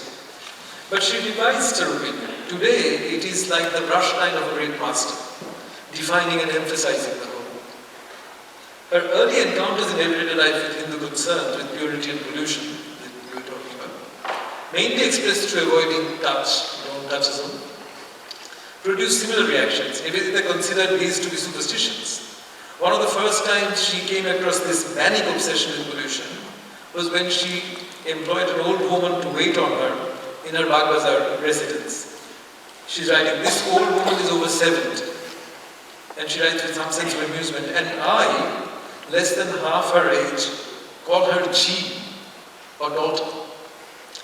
The number of services that Chi could perform made my early days interesting. On her second afternoon, when Nivedita asked her for hot water for my tea tray, she was amused to see the Chi suddenly disappear. It was only for a moment, and she came back dripping, having found it necessary to take a bath, before touching what I was about to eat. While she later condescended to wash my cups and saucers, on condition that I never entered her kitchen, or touched her fire or water supply. It was different when another memsai visited. Nivedita found that she must do this for her friend herself. These Indian superstitions about food, wrote Nivedita, concluding this account, would surely repay an elaborate study. Yet the story of Gopalarma and Nivedita ended remarkably well. Gopalarma took seriously ill around 1903. Nivedita, accompanied by a then novice monk, Sharananda Maharaj, went to see her regularly. A Brahmin woman called Kusum Devi used to look after her. Gopalarma's illness continued, and on 10 December 1903, Nivedita took her into her house in Bagbazar, along with Kusum Devi, who attended to her physical needs.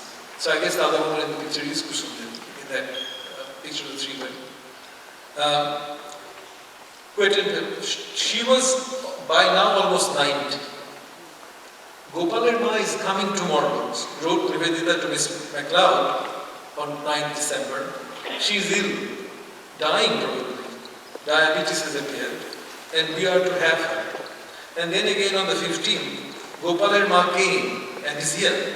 Swami Saradananda says, she will stay for life. Many of the subsequent letters to Miss MacLeod continue in this way. December 17, 1903, so it's 1 year after Swamiji's death. The last time I was prevented writing by the advent of Gopalarma, who has now been here for a week. Can you imagine how grand I feel? Swami Swaradananda thinks she'll stay with us for life, our dear little old grandmother. February 14, 1904, Holy Mother is here. Gopalarma is another of the wondrous hymns. 16th August 1904, Gopalarma seems now to be losing her memory and getting quite childish. I'm so glad we have her here.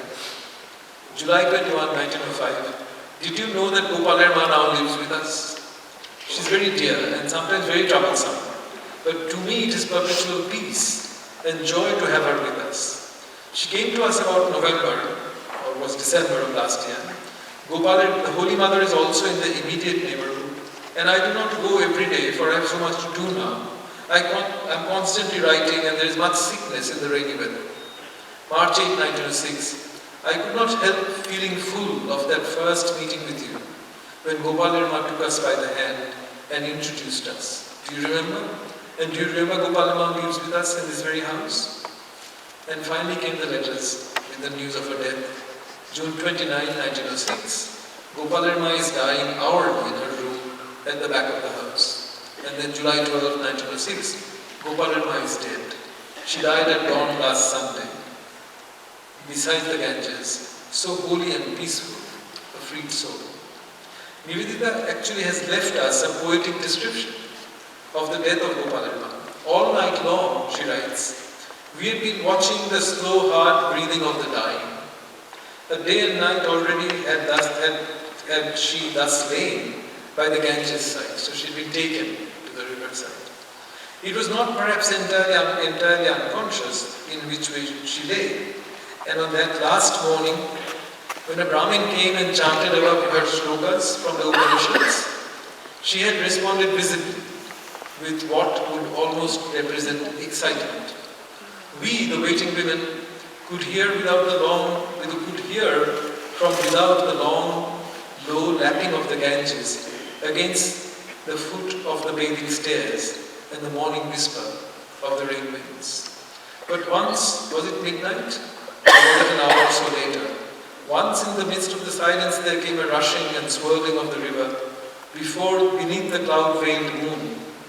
And the little boats lying at anchor in the Ganges knocked against each other, and the word came round, the tide is coming. Call the bearers, said someone, for the end is coming. A moment more and the lying form was lifted to the cot, and then on the shoulders of yellow and white-clad bearers together it was borne swiftly out of the room to the north and then down the few steps that it needed to take Gopalarma where she could lie, with her feet touching the sacred waters, and go forth. There she lay, the last change breaths coming at easy intervals, while one of the monks half whispered the words that the Hindu loves to hear in his last hour, Om Ganga Narayana, Om Ganga Narayana Brahma. A moment more and then with one voice from the circle of watchers came the shout, Horibol, for the last breath had gone. Then one at the head of the bier, looking up at the brightening of the sky behind the clouds, asked, is this the dawn? And from the foot came the answer back, yes, it is the dawn. And then looking down, we saw that the waters that had bathed the feet of the dying were already receding, were already sunken some inches below us. Gopalarma had died, indeed, at the moment of the dawn, on the very turn of the outgoing tide. Now the question I'm asking is, from whence arose this deep sense of connection between two people who did not share languages, rituals, obsessions, socio-cultural backgrounds, and many other things besides. And that's why I'm saying this is how you see the legacy actually of Vivekananda in real life, in his own time. Remember, it was Gopalarma who was the most opposed to Nivedita's stay. And Nivedita herself began with an attitude that rejected Brahmin women's concern with purity as simply an expression of ignorance and superstition. As it was, however, she writes, I imagined caste to be only a foolish personal prejudice, which must yield to knowledge against some supposed uncleanliness of foreign habits, and thus cheerfully assuming all ignorance to be on her side, confidently forcing myself upon this Indian lady's hospitality. Yet when she decided to take up residence in the very Bengali lane of Bagh she saw all the women of nearby houses standing in their doorways. It was Gopalarma who now took Nivedita ostentatiously by the hand and said to neighbors, "Here is the child of Sri Ma." So Nivedita had become the child of Sri Ma, who is going to live with us. May the Lord bless her. Stout and active, writes Lizel Raymond, Nivedita's biographer, she was pleased to be initiating Nivedita into the life of Bagh. Nivedita on her part made Gopalarma a special part of her life when she came to stay with Nivedita. Every morning, writes Lizel Raymond, Nivedita would go and sit on her doorstep, that's what the photo shows, waiting until the old lady beckoned her in. Gopalarma would be chanting her prayers. When she saw Nivedita, her wrinkled face would crease into a smile of joy and their eyes would sparkle. She motioned her then to come forward, and she always placed a choice bit of fruit in her mouth. Gopalarma lived with the gods in her room, but she would not speak. Nivedita kept silent. She massaged her aged friend when she was in pain and took care of her like a delicate child. So my question again is, from where did such communion come about? What produced this most unlikely middle ground of a cosmopolitan practice, making for the coming together of Nivedita and Gopalarma? And I begin with Tagore's question. Tagore, on Nivedita's death, Rabindranath Tagore said, the absurdity of our lives, the dark sides of Indian lives, are visible to everyone. How did Nivedita come to love us? How did she see what was lovable about us? And his answer was that she became one of us. And I'm trying to give an answer by actually contradicting Tagore. I'm trying to say it was not that simple. Gopalarma saw Nivedita as a child of the Holy Mother Sharda and Vivekananda, and therefore entitled to being treated as a grandchild. In Nivedita's eyes, what was Gopalarma then? Well, when Nivedita related to Vivekananda her experience of visiting Gopalarma, Vivekananda said, this is the old India you have seen, the India of prayers and tears, of vigils and fasts that is passing away, never to return. And get to the end of it. There is a letter from Vivekananda Nivedita to Miss MacLeod that gives us a hint of what she may have precisely meant when she used the word saint with respect to Gopalarma. I feel thrilled that Gopalarma, now sick, was going to be in her charge. The words, and this is what she writes, the words of Saint Elizabeth sounds on my ears. Whence is this to me that the mother of my Lord should visit me? For I believe that in Gopalarma is sainthood, that in Gopalarma is sainthood as great as that of Ramakrishna. I feel that I can only worship her enough. Blessings, if I can, blessings will descend. One has to remember that Nivedita described Gopalarma in her essay on the latter's death as the mother of the child Christ, equating Gopalarma with Christ and seeing Gopal's visit as a reenactment of the scene of Mary's visit with her cousin Elizabeth, the mother of John the Baptist. None of these points of view could have actually been entirely right. Nivedita's relationship with Vivekananda was far too complex and rich to be encapsulated in the word child. She mostly referred to him in letters as the king. Nivedita would call him the king. Nor was Gopalarma just a residue of an old India survival. So we thus get a little closer to the question about cosmopolitanism by noticing that what gave Nivedita extraordinary insights of life into everyday Hindu way of being was always the room that Vivekananda and their associates made for the play of what we call certain Christian memes. Nivedita thought of herself in the Hindu image of being a Noishchik brahmachari. But there is no doubt she read the Gita, the Upanishads, the Ramayana, the Mahabharata to understand the web of Indian life. But soon after she got to Calcutta, Vivekananda also made her read Thomas Kempis' 15th century text, The Imitation of Christ, which he himself had read and translated in his youth. Sometimes he enacted themes from the life of Jesus in his relationship with Nivedita. And let me skip the details again here. You probably know some of those stories. So let me just finish by saying, once in 1911, the year Nivedita died, Swami Nirmalananda of the Ramakrishna order was asked to say something about Nivedita's conversion to Hindus. Tagore's answer, "Come one of us." "What do you mean?" Diesel Ramon described the Swami as asking back. "Vivekananda made a greater Christian out of her, making a Presbyterian. She always remained herself and was a great Christian therefrom. With her love and clarity she served India, that is all."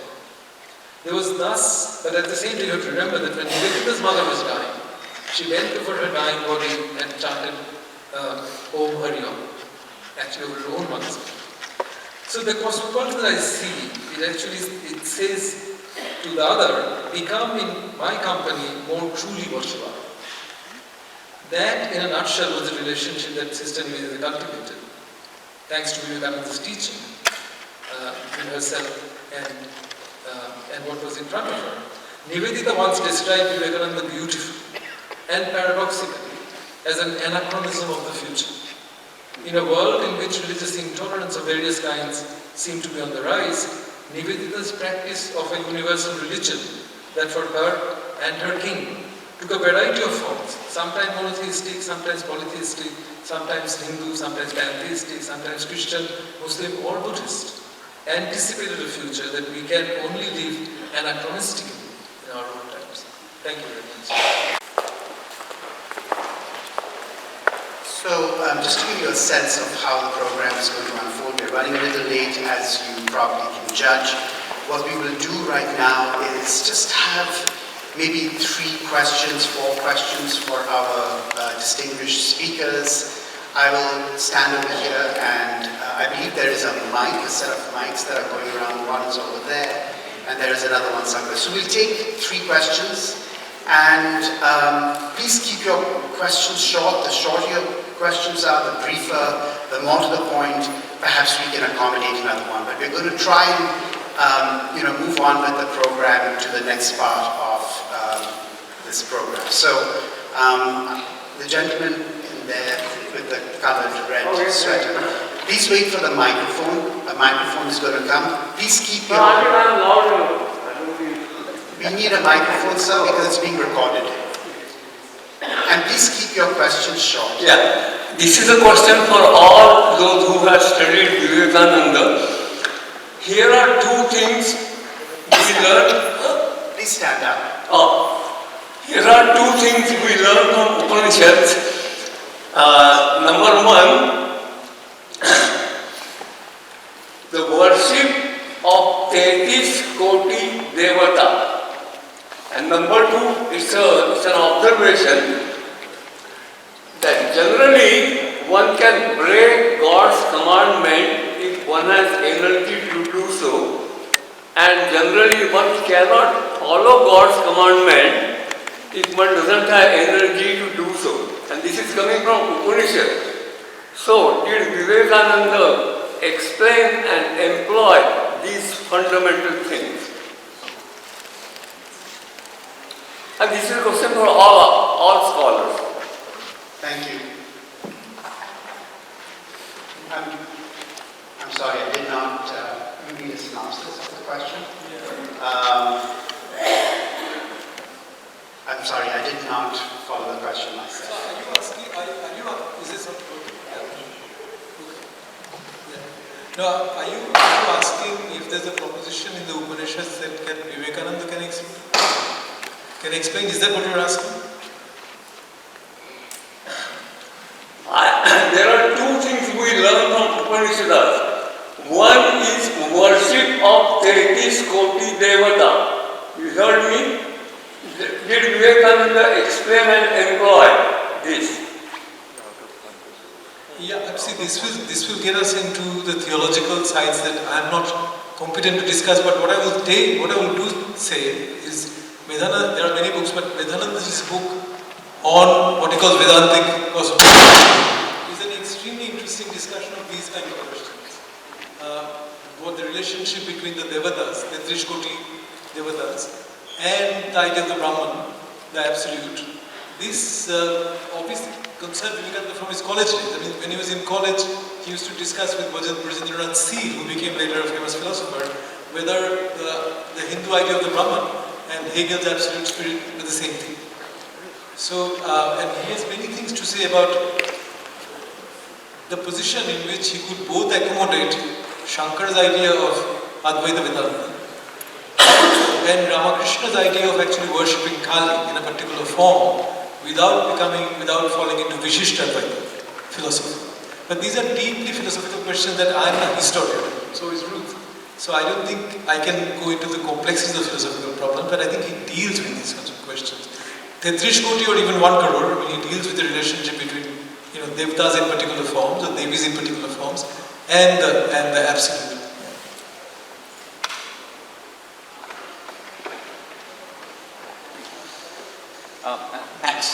Thanks for the lecture. I have a question for Professor Harris. This is related to Swami Vivekananda's lecture at the World Parliament of Religions back in 1883. In one of his lectures, he mentioned something about the downfall of India has to do with the separation of Buddhism from Hinduism. He mentions about how the brain aspect of Buddhism was the Brahman at that point, and by separating them, India lost a big time, and that was the cause of the poverty, and he used the word 300 million beggars, in that. And he also talks about how Buddhism actually also lacked the brain aspect of it, whereas Hinduism lacked the heart aspect of it, and that was the downfall of Hinduism. So I didn't exactly understand this statement very well. I understood it from a non-academic point of view. If you drive away someone like a Gautama Buddha, so obviously what comes back is not something very good. But from an academic point of view, what is the understanding or the background behind this statement from Swami Vivekananda? It's a really interesting question, and an unusual one. I agree that he was obsessed with this thing about the head and the heart. And he was speaking not only about the historical reality, where he felt that Buddhism had been corrupted historically after its arrival in India, and that Shankara and Hinduism was necessary to bring back a potent theology that was focused on Brahman and God realization. But what he really wanted was the reunion of the head and the heart that he saw as Buddha's compassion. And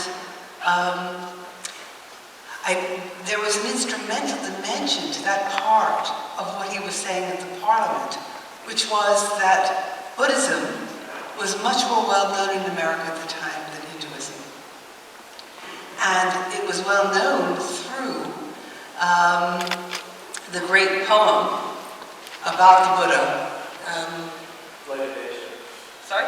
Light of Asia. The Light of Asia, which became, for Christians who were losing their faith, a kind of form of neo-Christianity almost. It's hard to explain, but it's true. There was these foundational figures, Christ and Buddha. And instead, what was needed was trying to convey a sense of Hinduism, which had so many different schools and was so philosophically complex. It was almost impossible to explain this to Westerners. So he was saying that the ethics of the Buddha, which for many people in the Parliament was like the ethics of Christianity because of its emphasis on compassion. But I don't want to suggest that it was simply instrumentalism or transactionalism. He was also, I think, this is my personal view, dealing with something that was profound in him, which was what Dipesha said. The criticism of Shankara, which he made as a young sannyasi, was that he rejected the poor, the subaltern, the Shudra, and also the untouchable, that anyone should be able to know the wisdom, and that it was only through worshipping the poor and worshipping everyone that the Buddha had understood that Hinduism itself in its contemporary form could be revitalized. So, does that help you? Yeah, thank you. Yeah. One more question. The gentleman in the back there. I have a very practical, modern question. actually two questions combined. So, Vivekananda talked about, universal respect for different religions and, today we have these wars going on in different theaters all across the globe, Russia, Ukraine, and then Israel, Palestine, and then Southeast Asia, even, off South China Seas, there's tensions building, but anyway. So how do we get across this lesson? But it's more complicated than that because that's just a smoke screen, because behind it there are economic and political motives, to acquire land with resources. We want to follow Vivekananda's lesson, make the world a better place with mutual respect. How do we address these conflicts?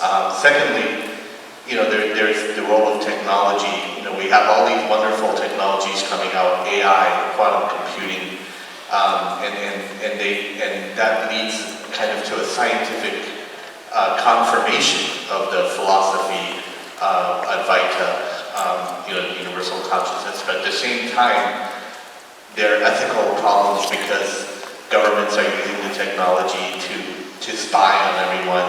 So if you want to speak out against things like the wars, whatever, you can be silenced because of the technology. So the kind of two questions in one, these political conflicts and how do we navigate proper ethics in this new age of AI and artificial intelligence? If you have any thoughts in keeping in tune with Vivekananda's visions and ideas.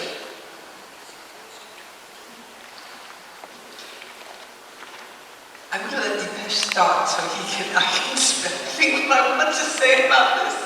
I think he wouldn't have necessarily seen AI as promoting universal consciousness. I think he would have wondered whether or not it was possible,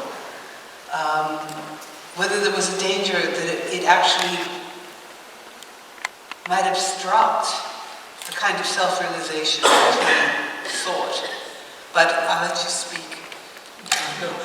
Not that I have great wisdom. I'm in a part of the world where AI is being developed and advanced. But when sometimes I used to hear about people talking about self-driving cars. And self-driving cars coming across ethical problems, like the car may be programmed to protect the rider. And let's say the car faces a choice between hitting a child and hitting a tree, and hitting the child might mean protecting the driver. How would it resolve that kind of an ethical problem? My sense is that, at least in its present stage of development, AI would not feel anguish. It would work according to the algorithm, and it might even debate it. But a human being has the capacity to feel anguish towards something. And I don't see AI actually at that stage where it would actually feel anguish. And in that sense, what I hear in your question is precisely the anguish about the state of the world we're in with all these wars. And it's that, I think the question is addressed to a human being. The rhetoric of even appealing to a human being would partly be the rhetoric of appealing to the anguish. I would just say, just to add to that Mark Zuckerberg, there's the new glasses, and you can have everything on the glasses. And he also said, we won't need friends anymore. And I think that this relates to, again, the question of head and heart, that despite the possible, quote, mistakes that the heart might make, Vivekananda would nonetheless argue, again, if we go back to him, that without that possibility of the relational, that it's very hard to discuss ethics, because it is an algorithm in the end. Just last point is that, of course you need good messages to go out, but obviously, as you know, I mean, world events are not changed by messages alone. I mean, there have to be other factors. The interesting thing I find in talking about Vivekananda's legacy is the actual living legacy in living human beings. That Nivedita's struggle to relate to Hinduism and Hindu practices she didn't like initially, is part of her own evolution. And similarly, Gopal Nirma underwent some transformation. And it's this juxtaposition of these two transformations which are not identical. That's what speaks to the complex story of how humans become ethical in situations they sometimes half understand.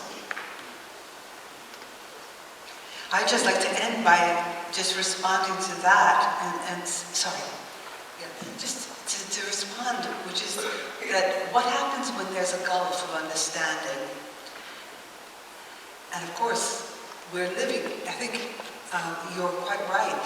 You began with a list of the conflicts. And how do we keep in our heads two things at once? I spoke about this a little bit earlier, that we're in a position to talk about political interests or to what we think we need as a country or a group, but in fact, how do you keep the other person in view or the other system in view? And this is what's lost without this idea. I mean, one of the things about the example that Dipesh gave was that Nivedita did not transform herself. She just learned more about the tradition that she comes from. And that is I think in many ways, the essence of Vivekananda's message.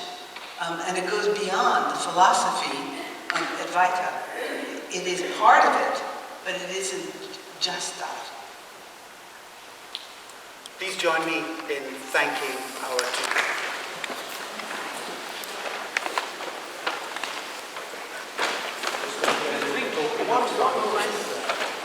We'll get it from you, then we move on to the next panel.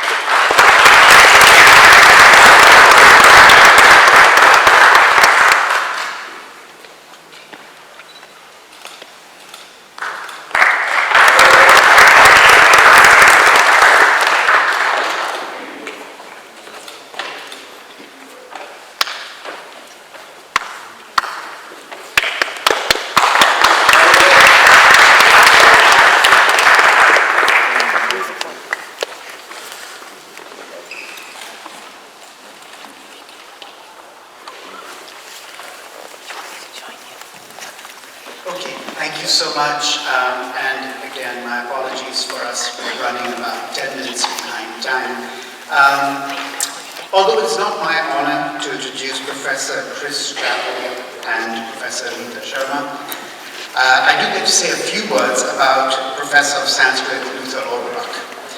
I've known Professor Obrock for almost 17 years now, first as a graduate student at Berkeley and now as a colleague. I still recall one of my first encounters with him. He was auditing a class focused on religious nationalism in South Asia, and I remember wondering at the time, why in the world is a Sanskritist interested in the 19th and 20th centuries? I did not compute because my experience of most of the Sanskritists in my department was that they were philologists, and that time came to an end in the 3rd century AD. Well, let me just say, it is precisely the fact that Professor Obrock is an atypical Sanskritist that has resulted in all sorts of honors being bestowed upon him, including his hire as a lecturer of Sanskrit at the University of Pennsylvania. This was then followed by an assistant professorship at the University of Toronto. In 2021, he spent a year at the Institute of Advanced Studies at Princeton University before he returned to UC Berkeley as an assistant professor in Sanskrit language and literature. Professor Obrock has won many honors, fellowships over his career. He's also the co-author or editor of a couple of books, namely Oriel Stein's Illustrated Raja Tarangini and Bhattuji Dikshita on the Gaja Sutra. Both these books were published in 2013. What we're really interested in, me specifically, but some of his colleagues too, is his forthcoming monograph, focused on Sanskrit-based literary histories of Kashmir from the 12th century through the 16th century. On that note, and without much further ado, please join me in welcoming Professor Obrock to the podium.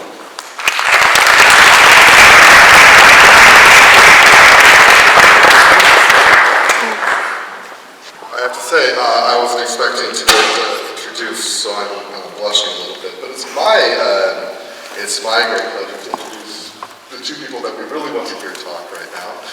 It's my pleasure to introduce Professor Christopher Chappell, who is the Doshi Professor of Indic Studies at the Loyola Marymount University. He's an expert on yoga traditions, and yoga traditions kind of really thought about broadly in Hinduism, Buddhism, and Jainism. He's the author of numerous books about yoga practice, yoga philosophy, and also what I really like is kind of yoga and ecology, thinking about non-human and animal agents, thinking about a very broad and expansive world to think through in yoga. And his latest book is in that tradition, especially the kind of ecological tradition called Living Landscapes, Meditations on the Elements in Hindu, Buddhist, and Jain Yogas. And I think that came out in 2020, 2021. So, yeah, sorry, I should remember these things. And also I was very excited because we were just talking earlier, he has a book of translations come out of a career of working on these, which will be coming out shortly, looking at yoga texts from the early yoga tradition. So I'm really looking forward to that.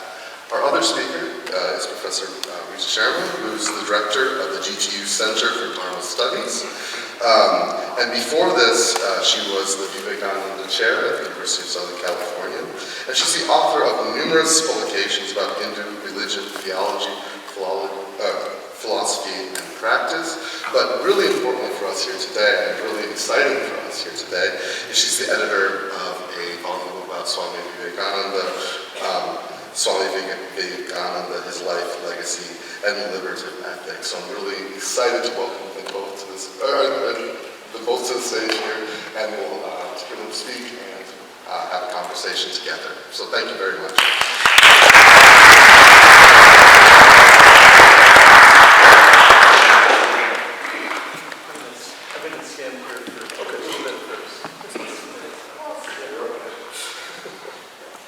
I invite everybody to remember you have a body, and to please, if you are able, to stand.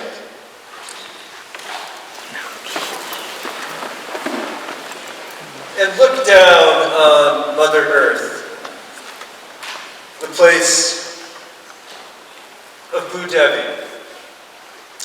And I'm going to share from Raja Yoga a few words. I'm going to revise them a little bit. He says sit, but I'll say stand in a straight posture with the giant's call, Kayot Sarga. Let your body rise up from the earth. The next thing to do is to send a current of holy thought to all creation. Mentally repeat what we heard earlier from the Swamis. Let all beings be happy. Let all beings be peaceful. Let all beings be blissful. So do to the east.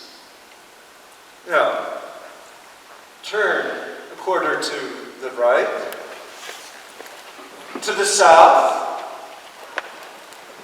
and then turn a full 180 degrees to the north, and then facing out toward the street to the west. Happy, peaceful, blissful. And you can face east again, please. The more you practice this, the better you will feel. You will find at last that the easiest way to make ourselves healthy is to see that others are healthy. The easiest way to make ourselves happy is to see that others are happy.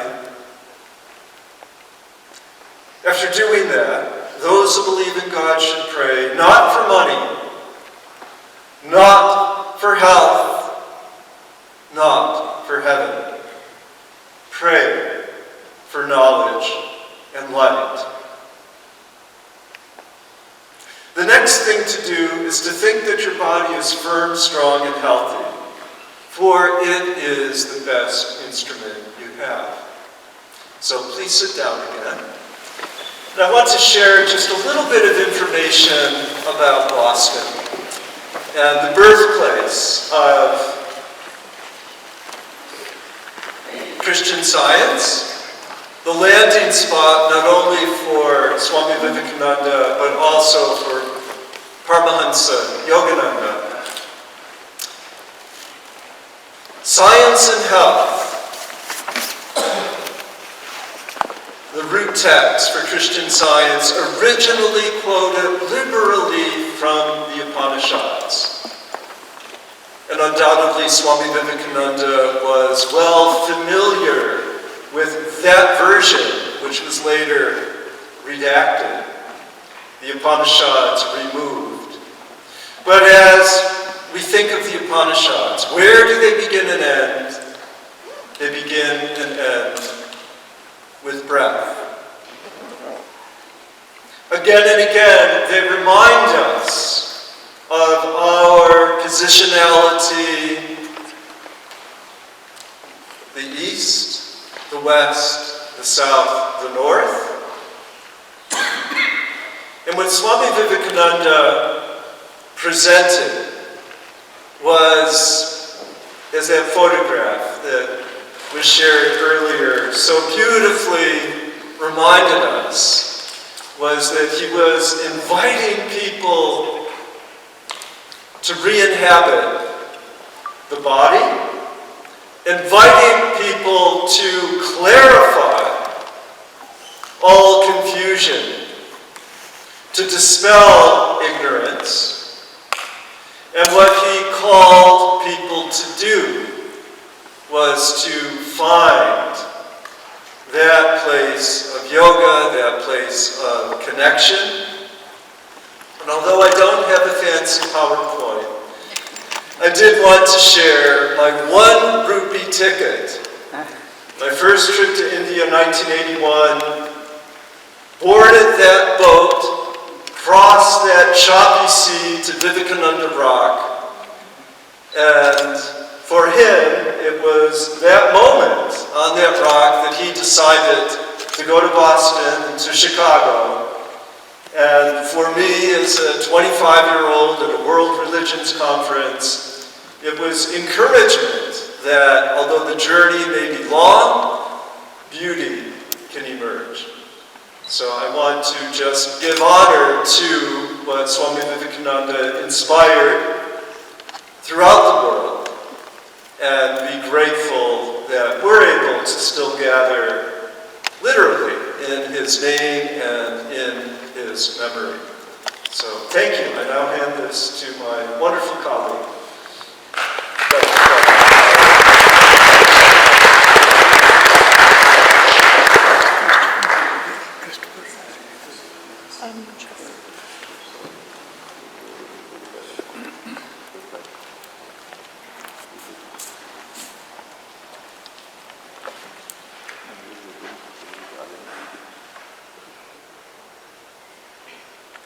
Asatoma Satgamaya Tamasoma Jyotirgamaya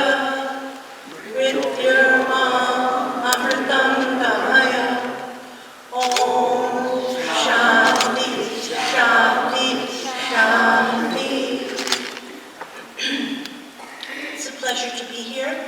I thank the Vedanta Society Berkeley, Swami Vivekananda, and also the Institute for South Asian Studies at UC Berkeley. I am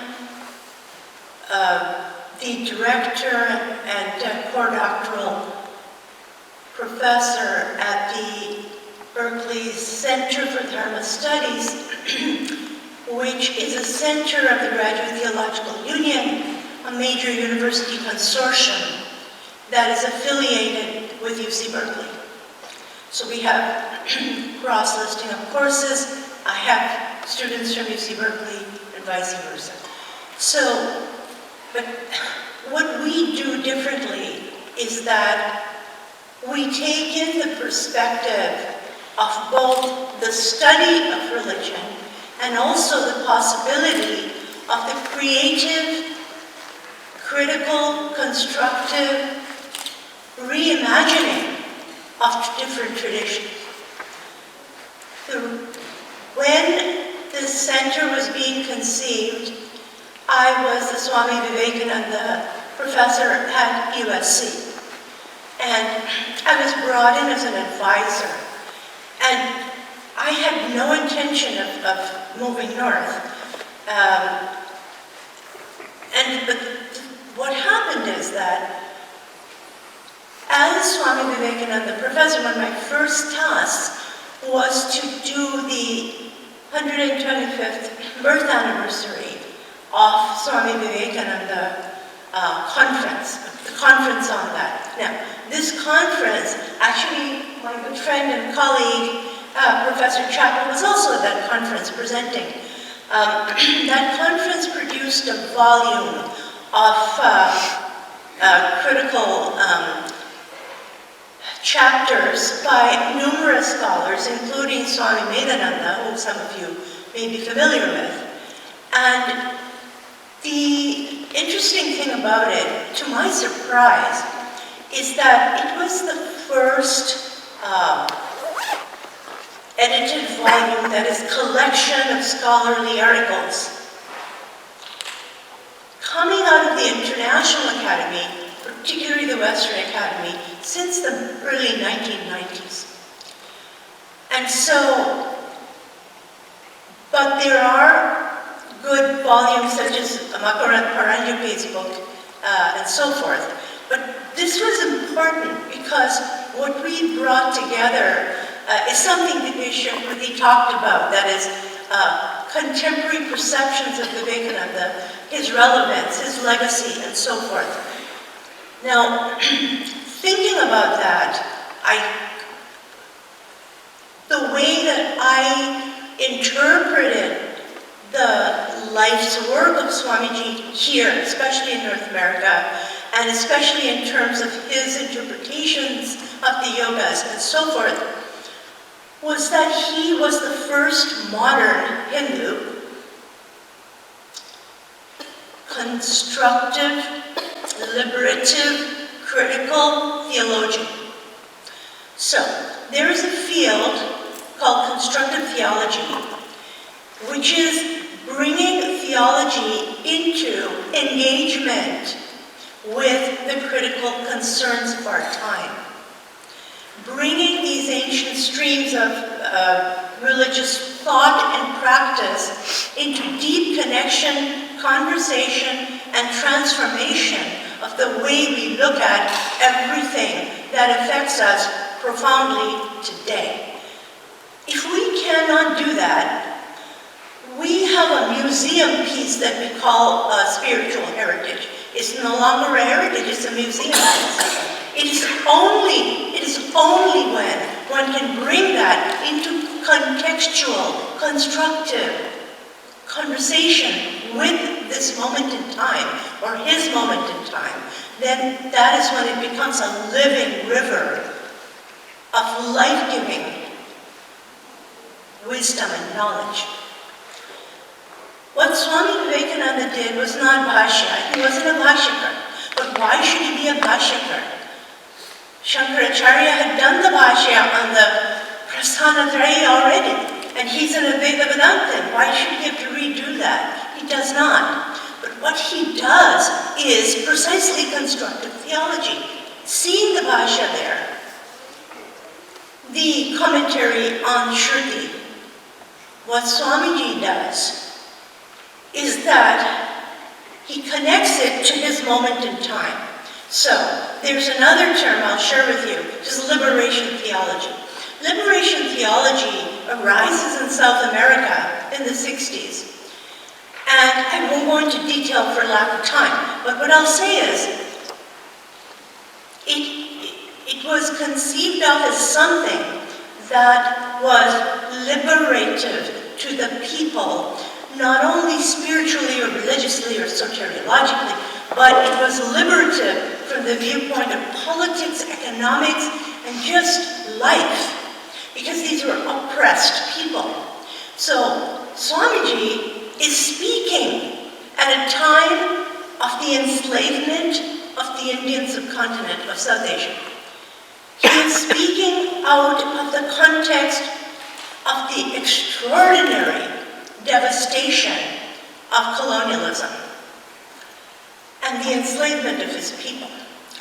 His theology is liberation theology. He doesn't just seek to give you mukti or moksha. He wants to liberate his people. He wants to liberate them from the oppression of tyranny, from the oppression of poverty, from the oppression of lack of opportunity, from the oppression of violence. And he knows that unless they're lifted up in this way, they're liberated up in their embodiment, then they can seek the liberation of their spirit.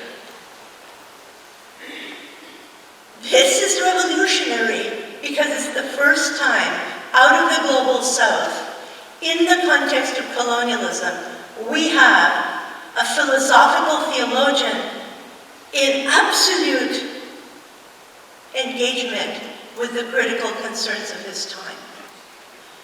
In honor of that, when I was recruited to inaugurate and run the Center for Dharma Studies and start all the doctoral programs we have and other graduate programs, this thought would not leave my mind, that we cannot honor him by remembering him.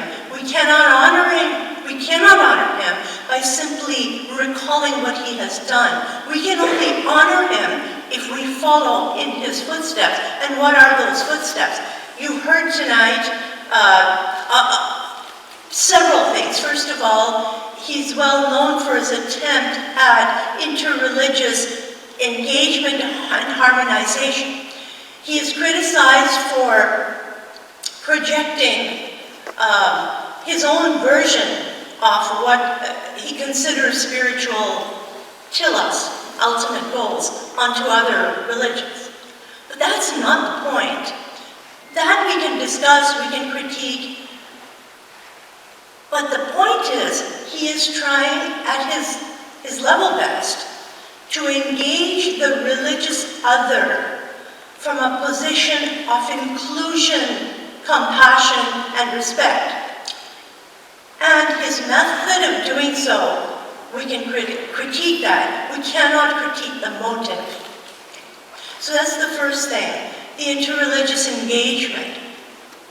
The second thing, of course, is translating 3,000, 4,000-year-old Shruti, 1,000-year-old Bhashya, into the idiom and language of another culture, another continent, and another people. That's remarkable at that time. And he does it quite successfully, or he would not have had so many Western followers. And the first Sampradaya Hindu nuns, one of the first, are his women disciples, which, we just spoke about.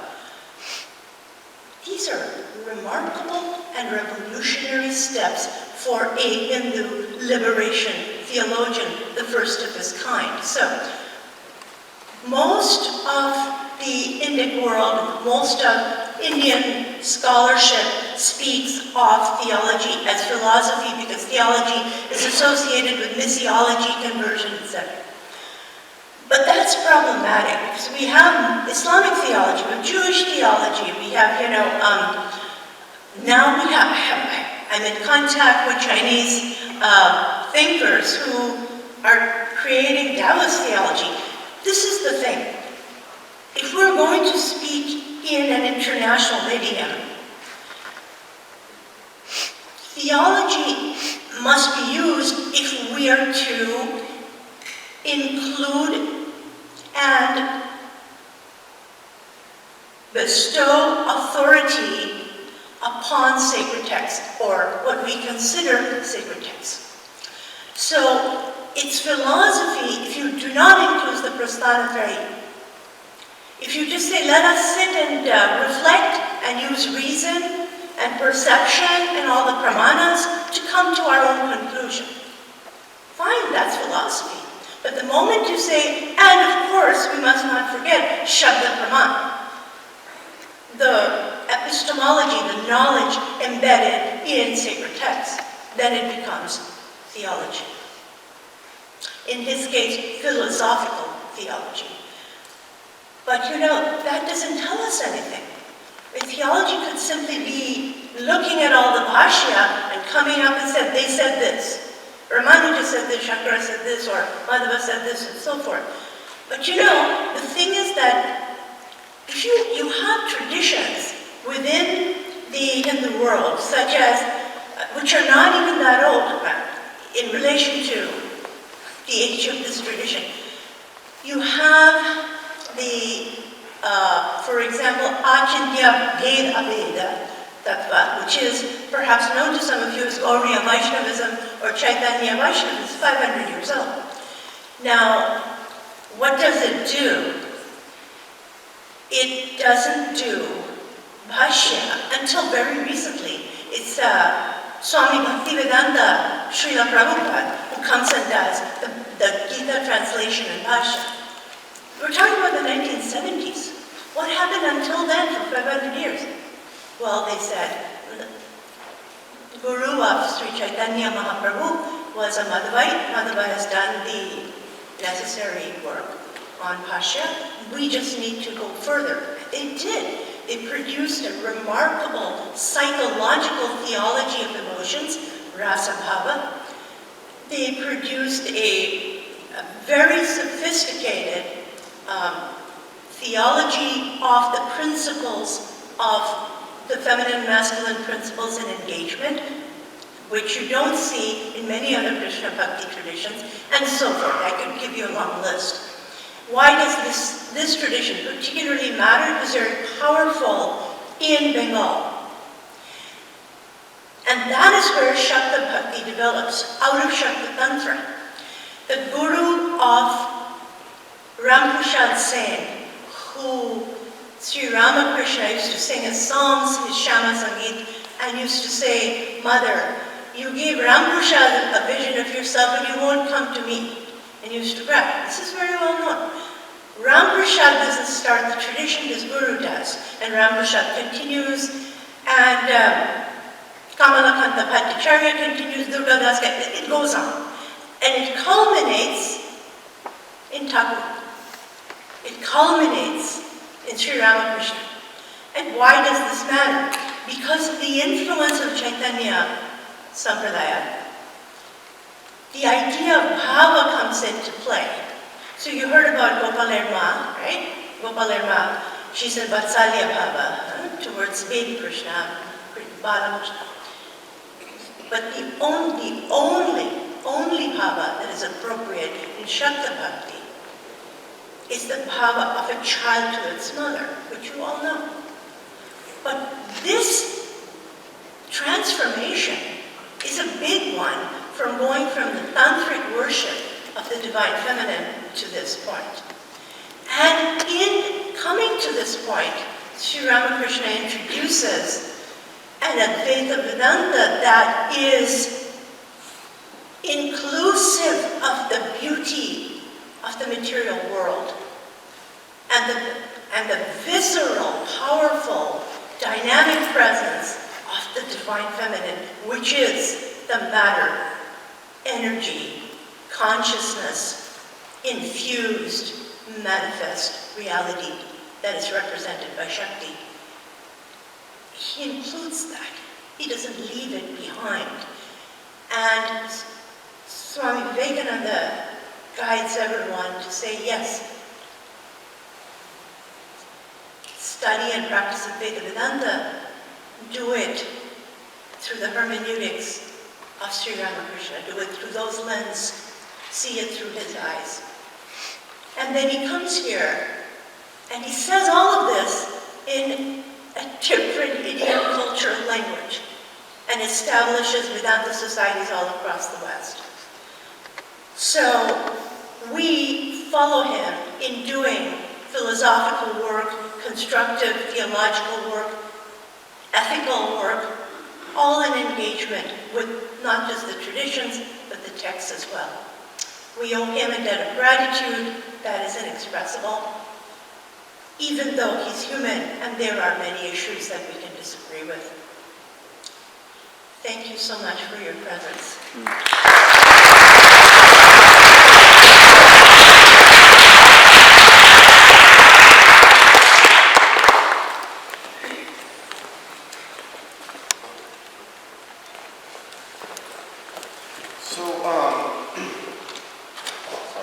So I just, actually, sorry. Bring it up here. Let's see what I can do. Yeah, there you go. Hopefully I'm not too loud or too soft. Am I okay? All right, good. So, first of all, thank you so much for both of these contributions. I found them very interesting. So what I wanted to do, just to let us know, I think we'll just talk. I just wanted to bring up a few things. Well, I'll get there in just a second. By the way, I told Professor Chapman that his talk put a Sanskrit shloka in my head. I will give that in a second. And hers also put a shloka in my head, so if we have time, I'll even do two. But anyway, what I wanted to do here is have a conversation to bring a few themes together, because I think actually both of your talks spoke really interestingly and directly to what we had heard earlier, and hopefully that can help illuminate some issues and strands and ideas for us to take away and to continue to ponder on as we go forward. So I shouldn't have told you that because I was going to get called out. So I'll tell you my two basic ideas that I wanted to go forward with. One is this idea of embodied practice and actually thinking about not just Swami Vivekananda as a thinker, but as somebody in a body, in a place, doing practice that spoke to people in different sorts of ways. So by the way, here's my shloka. This is one of my favorite verses from the Quran. Sambhava. It's in chapter 5, if anyone.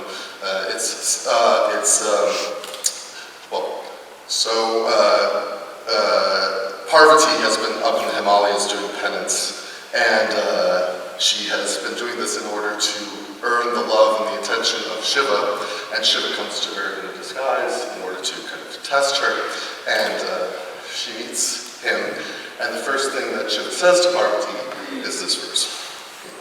Api kriyartam sulabam samikusham jananyapyev samsamichmanite api swashaktya tapasi pravartase. Here's the key part. Shariramadyam kalusdharma sadhanam. Okay. So basically the whole point is, so he comes up and he says, oh, do you have enough firewood to do your rites? Is there enough water to do what you have to do?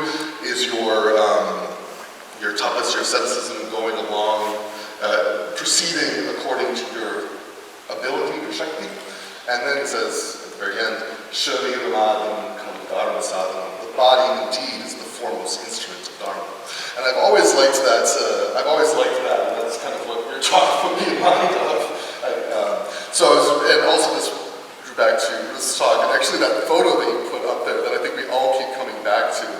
And also, just thinking about kind of, rather than just kind of a thinker putting thoughts out into the world, but rather somebody who's actually sitting there in person speaking to different audiences. I thought maybe you could even speak to these, because I think both of your talks kind of touched on this, but then also to your ideas that you put forward here. One thing that I thought was really interesting, and this goes back to what we talked about earlier, was that the way in which he's coming out of a Bengali, Indian, Vedantic tradition, yet he's able to take this and not, he doesn't become a Sanskrit professor, he doesn't become a philologist, he doesn't become a philosopher who comes to the US kind of lecturing, like, no, you have to understand what Vivekananda means, you have to understand what these different things work. He actually translates it into an idiom that is easily, not just understandable, but applicable in different sorts of situations for different sorts of audiences. And I think this is something that was very much touched upon in your lecture as well. So I was just interested to think about, I just wanted to ask you really, does he have any kind of reflection on the way in which, does he see what he's, does he have any reflection on the way in which he speaks to people, he wants his teaching to be used?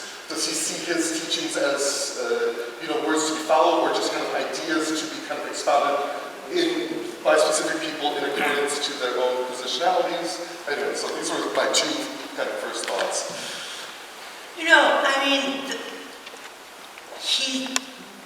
Today so many people spoke about this, to make you a better Presbyterian. Okay, so at a surface level, he just wants you to take it and do what you wish with it, right? But I hate to bring up my own hermeneutics, but so you have a threefold way of understanding any of this. One is a kind of gross or external way, which is stula, gross. Or and then the second one is kind of an implicit, subtle way that you can absorb it. That's shukshma. And then the third way is a mystical, esoteric way, which is guya, right? Or gupta. If we go to the top level, then if you just are inspired by him, and you're an American Methodist or whatever, and you're like, I'm going to be more open-hearted to the religious other, people of other cultures, and that's great. At a deeper level, you start thinking, well, what is really the core of my faith? Am I following that? Because that's what he seems to be pointing to. And at the deepest level, or the goya, the esoteric level, what you're looking at is he's actually implying that all of these traditions have at their core mystical experience. Okay, so you can argue that is true because Muhammad had mystical experiences, obviously Jesus, famous for his experiences, and so on, okay? And the Hebrew Bible is full of prophets having mystical experiences or religious encounters, etc. So you can say that is the case, except that's not what he means. He means non-dual experience of non-dual supraconsciousness. And not every tradition's aim is this. And if you decide, okay, I'm this nice Methodist, but I think he's talking about something different, let me understand that and follow that, you cannot still be a good Methodist. And this is something, he didn't attend to it, I think a lot of people don't attend to. So it's not that it's insulting, it's just you go to that deepest level, you will be transformed into something different from, what you are. Questions on that? Yeah, I'll just put it in the terms heuristic, which means of the time, hermeneutics, which is interpreting. And the world is constantly shifting. We were trying to grapple earlier with AI, and we're always confronted with new realities, new metaphors, and challenges. Culture shift, and what I think Swami Vivekananda, and particularly his guru, Ramakrishna, they spoke to a timelessness that gives us great comfort. That's all. Well, I'm going to resist the urge to ask follow-up questions here because I know that there's a lot of people in the audience who might have questions here. If there's not, I'll ask a follow-up question here in a second. But I wanted to open up the floor to questions. I think there will be somebody here who can have a microphone, correct? Okay, good. Yes, I see you right there in the back. So do we have any questions for our speakers? Guys, right here. I'd like to thank all the speakers. It's been very informative. My question is, what compelled Vivekananda to come to America? If he was so concerned with the people in India, why did he change his focus to America? And England, he traveled to England as well, I think. Yeah, in some ways we should defer to Ruth because she's done all the hardcore research. But from what I remember, and I still told the story of his swimming out to the rock, is that this invitation came, and he was conflicted precisely over this issue. Should I leave this land? And it came to him, really in a vision, that his cause and the cause of India would be advanced if he were to bring this message to the world. And it worked in that so many people really learned more about India. It became simultaneously less exotic and more exotic because it became more real. And he was able to, through that work of lecturing, not only in America, but all through Europe, to really build a fellow feeling and build sympathy on the world stage for the plight of the Indian population suffering from famines and so forth. So as I recall, it was a vision, was it not, Ruth? Yeah, but it's a longer story because historically, but yes, I think that's one way of looking at it. He still wasn't certain until Sharda said he'd go, quote, for humanity. Yeah, it was Sharda that urged him. Yeah, please give her the microphone. Yeah, I was going to say that by the time he decides, it's not just on the rock, but he's also with colleagues in Madras, and he's already thinking through very much, though it's not called practical Vedanta, how to begin to assert a different vision of Hinduism, not just for Indians but for the world. But it really is Sharda who, in a sense, says, go for the sake of humanity. And so, and again, there's a lot of worry about how to use the money, if it's correct to use the money, if it's correct to raise the money, and the relationship to Ramakrishna's thinking. And again, it's very complicated.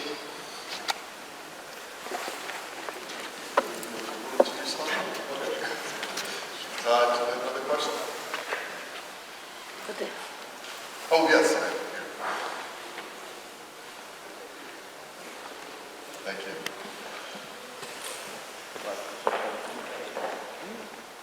Thank you to everybody that was here.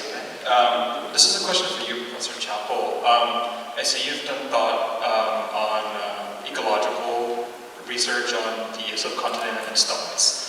I'm wondering if you could expand on some of that on a base level, but also if you know of anything from Swami Vivekananda and related to that as well. That'd be great. Okay. Thank you. Thank you.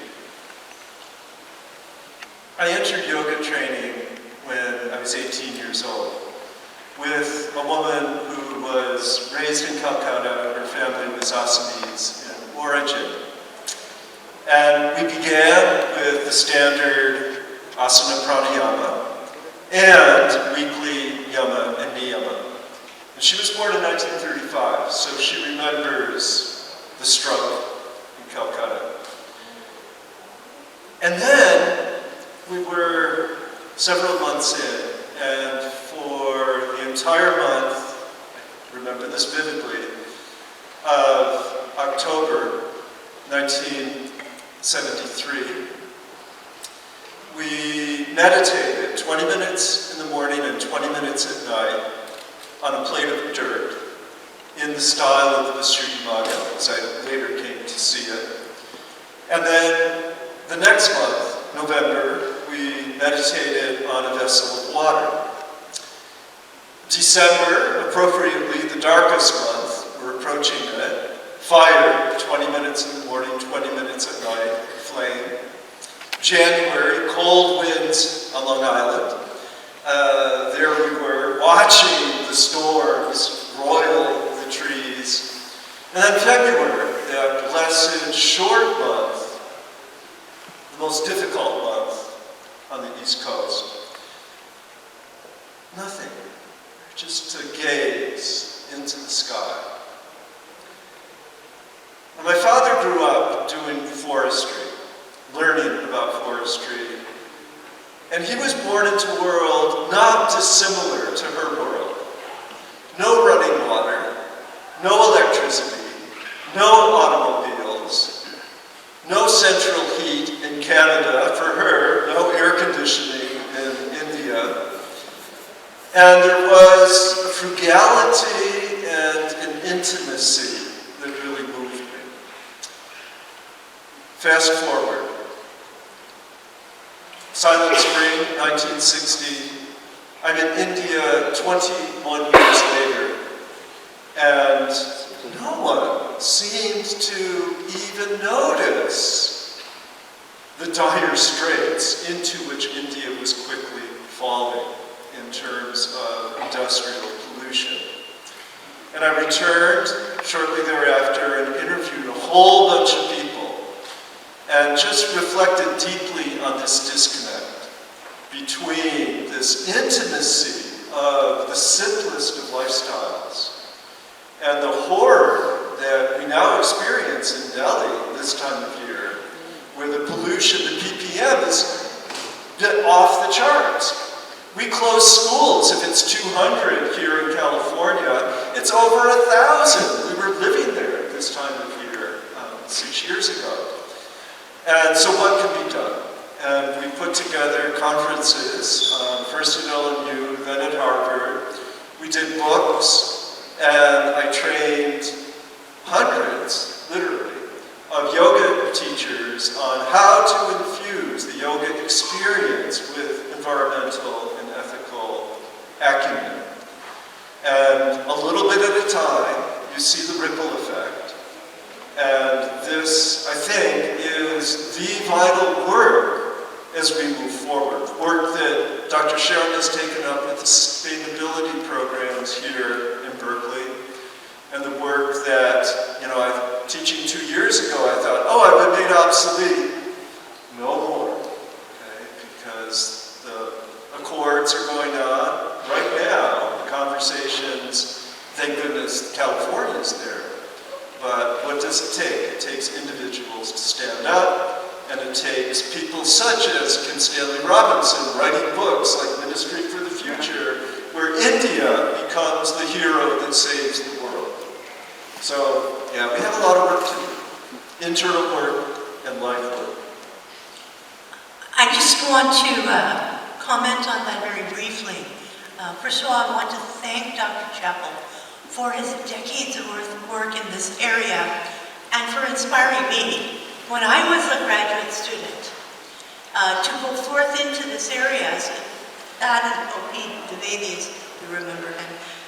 And right now, as Dr. Chappell said, here at Berkeley at the Center for Dharma Studies, GTU, we have the Sustainability 360 initiative. There's a lot going on with that. There's a doctoral program associated with it.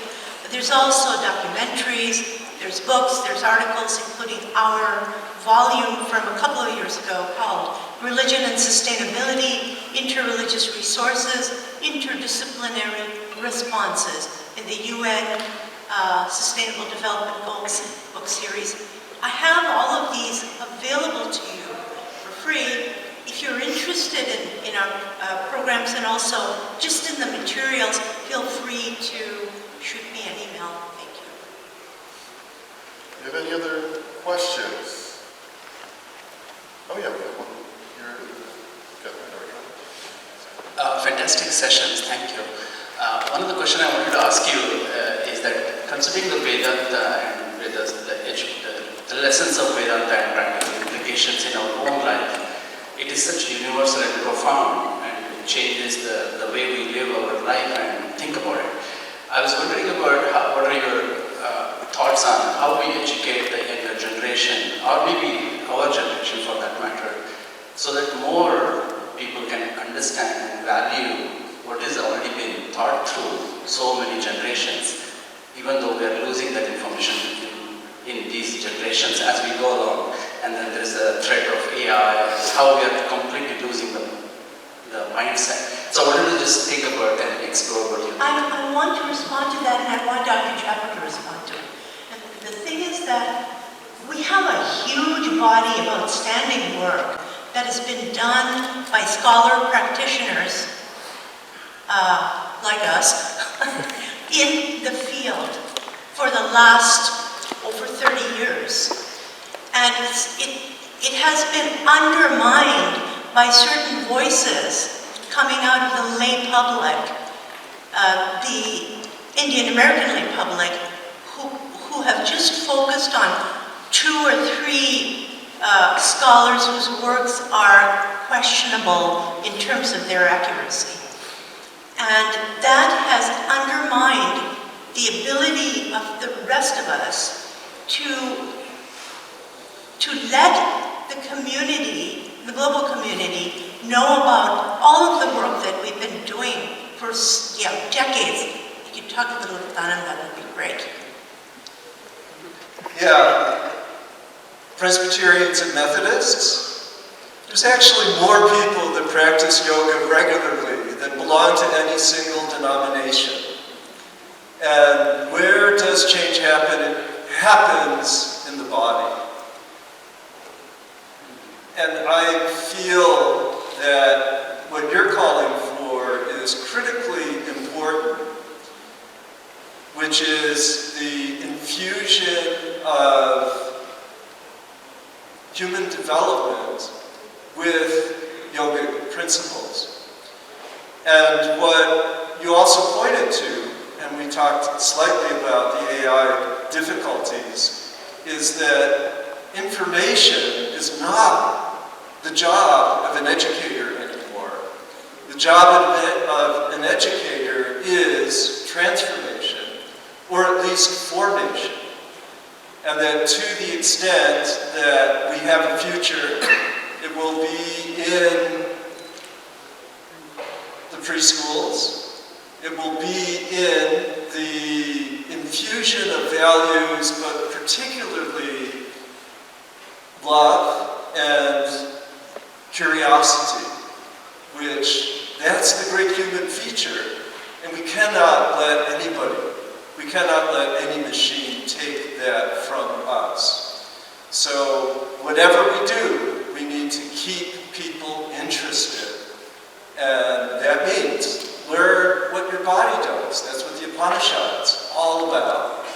Learn about the breath, learn about the 4 directions, and about the rhythms of the sunrise and the sunset.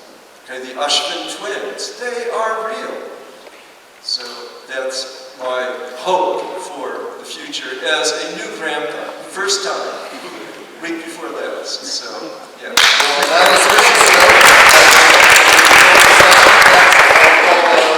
Call up Swami for final remarks. So thank you.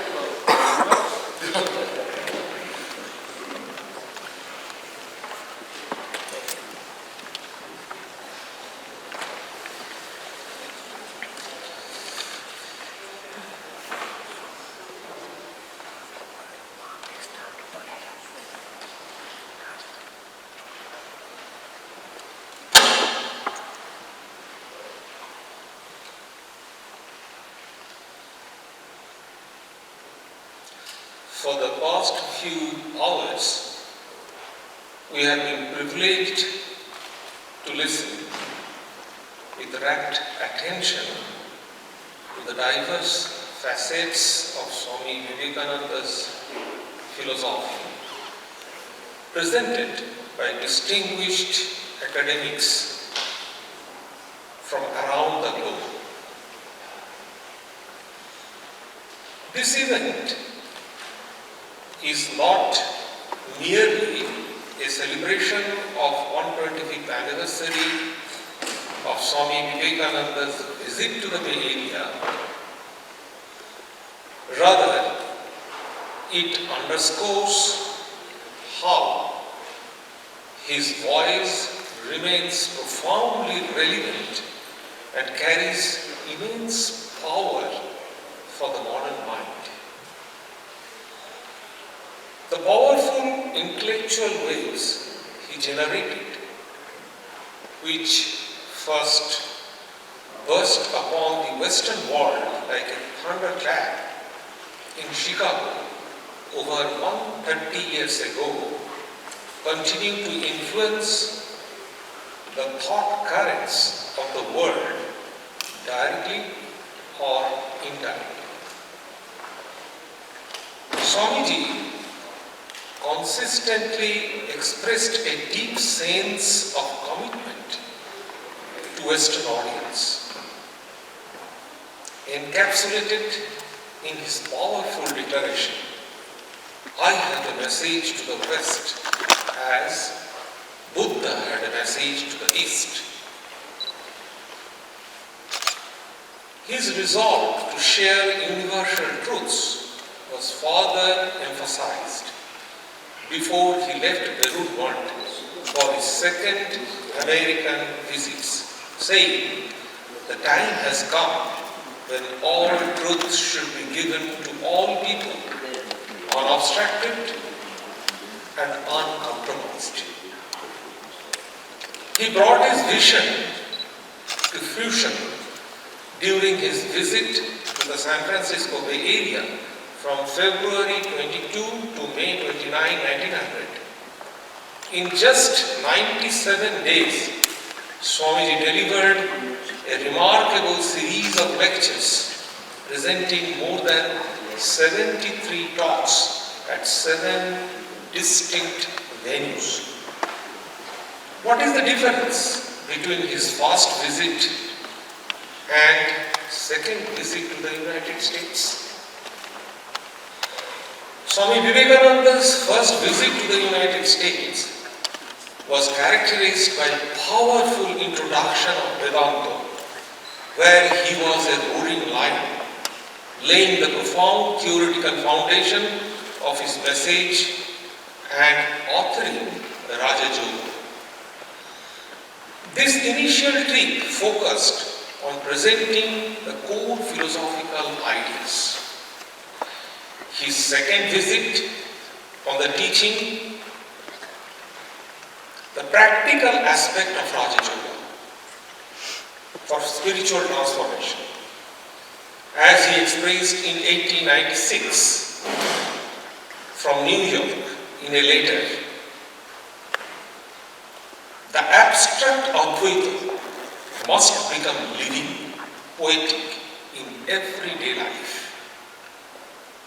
And to transform bewildering yogism into a scientific and practical psychology that could be easily grasped. In short, the first visit was about establishing spiritual philosophy, while the second was about implementing the spiritual practice. Thus, in the Bay Area, with other teachings, Swamiji emphasized 3 points. Number 1, practical aspect of spirituality. Number 2, opened spirituality for all by removing the obscure fences. Like Buddha, he opened spirituality for all.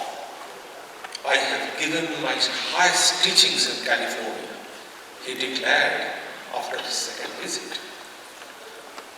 Third, from this point, he developed his universalism of Vedanta based on oneness of existence, the common ground for all. He delivered the talk, "Can Vedanta be the future religion?" in San Francisco.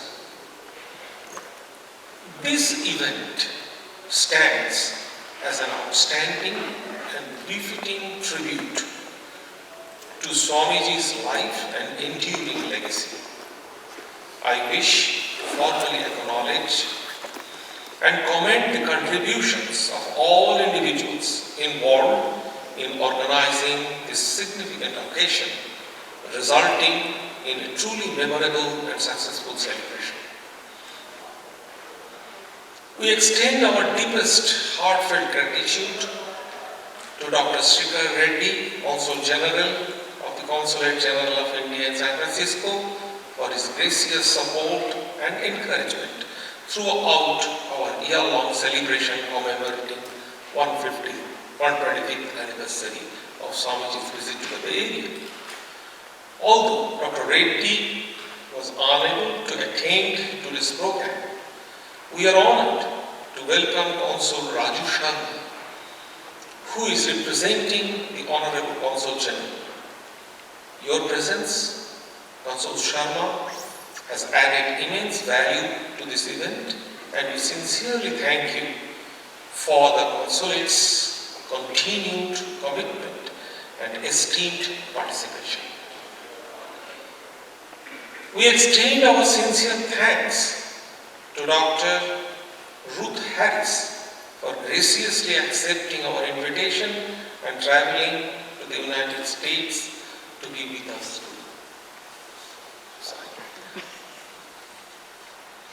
Your address, which offered profound insights into the life and teachings of Swami Vivekananda, was a great rediscovery of his relevance.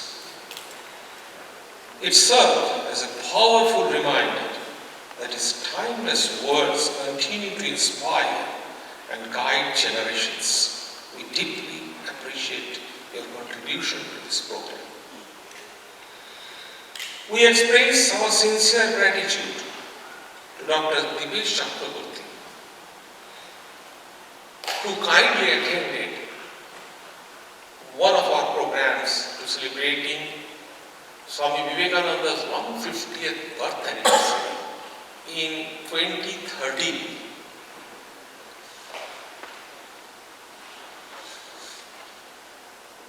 Your presentation, and specifically, actually I am surprised that you have actually pointed out Gopal Swami, a very insignificant but very important character in Ramakrishna's periphery. Your presentation offered inspiring and insightful reflection to the great and very critical area of Sri Ramakrishna's surroundings. We extend our appreciation to all of our distinguished panel speakers, Dr. Rita D. Sharma and Dr. Christopher. Thank you for sharing your profound insights on timeless teachings of Swami Vivekananda. We are confident that your valuable reflections were greatly welcomed by the audience, and they have undoubtedly helped to reaffirm the enduring relevance of Swamiji's message in the contemporary world. We extend our heartfelt and sincere gratitude to the Institute of South Asia Studies at UC Berkeley. The Vedanta Society Berkeley deeply appreciate the invaluable collaboration forged with the Institute over many years. I think Dr. Monish Farki has mentioned from 2013. This profound partnership has culminated in this magnificent event marking 125th anniversary celebration of Swami Vivekananda's historic visit to the Bay Area. We wish to specially thank Dr. Monish Farki and Dr. Luther Obrecht of the Institute of South Asian Studies, UC Berkeley. Your unwavering dedication to foster rigorous dialogue and scholarship concerning Swami Vivekananda's legacy has made today's program truly impactful. Furthermore, our sincere thanks to the entire Institute team, including Ponikaji and Anirbanji, among others, who have been meticulously involved in planning and executing this highly meaningful endeavor every step of the way. Finally, we recognize the full dedication and sincerity of the Vedanta Society's devoted volunteers who worked tirelessly as they always do. I thank you all who have come here from San Jose and the distant places from Sacramento. So my special thanks to you. Revered Prapananandaji has kindly come here and attended throughout the program. So my special pranam to Revered Prapananandaji Maharaj. Our gratitude is extended to all individuals who have directly and indirectly contributed to making this event a resounding success. Thank you once again.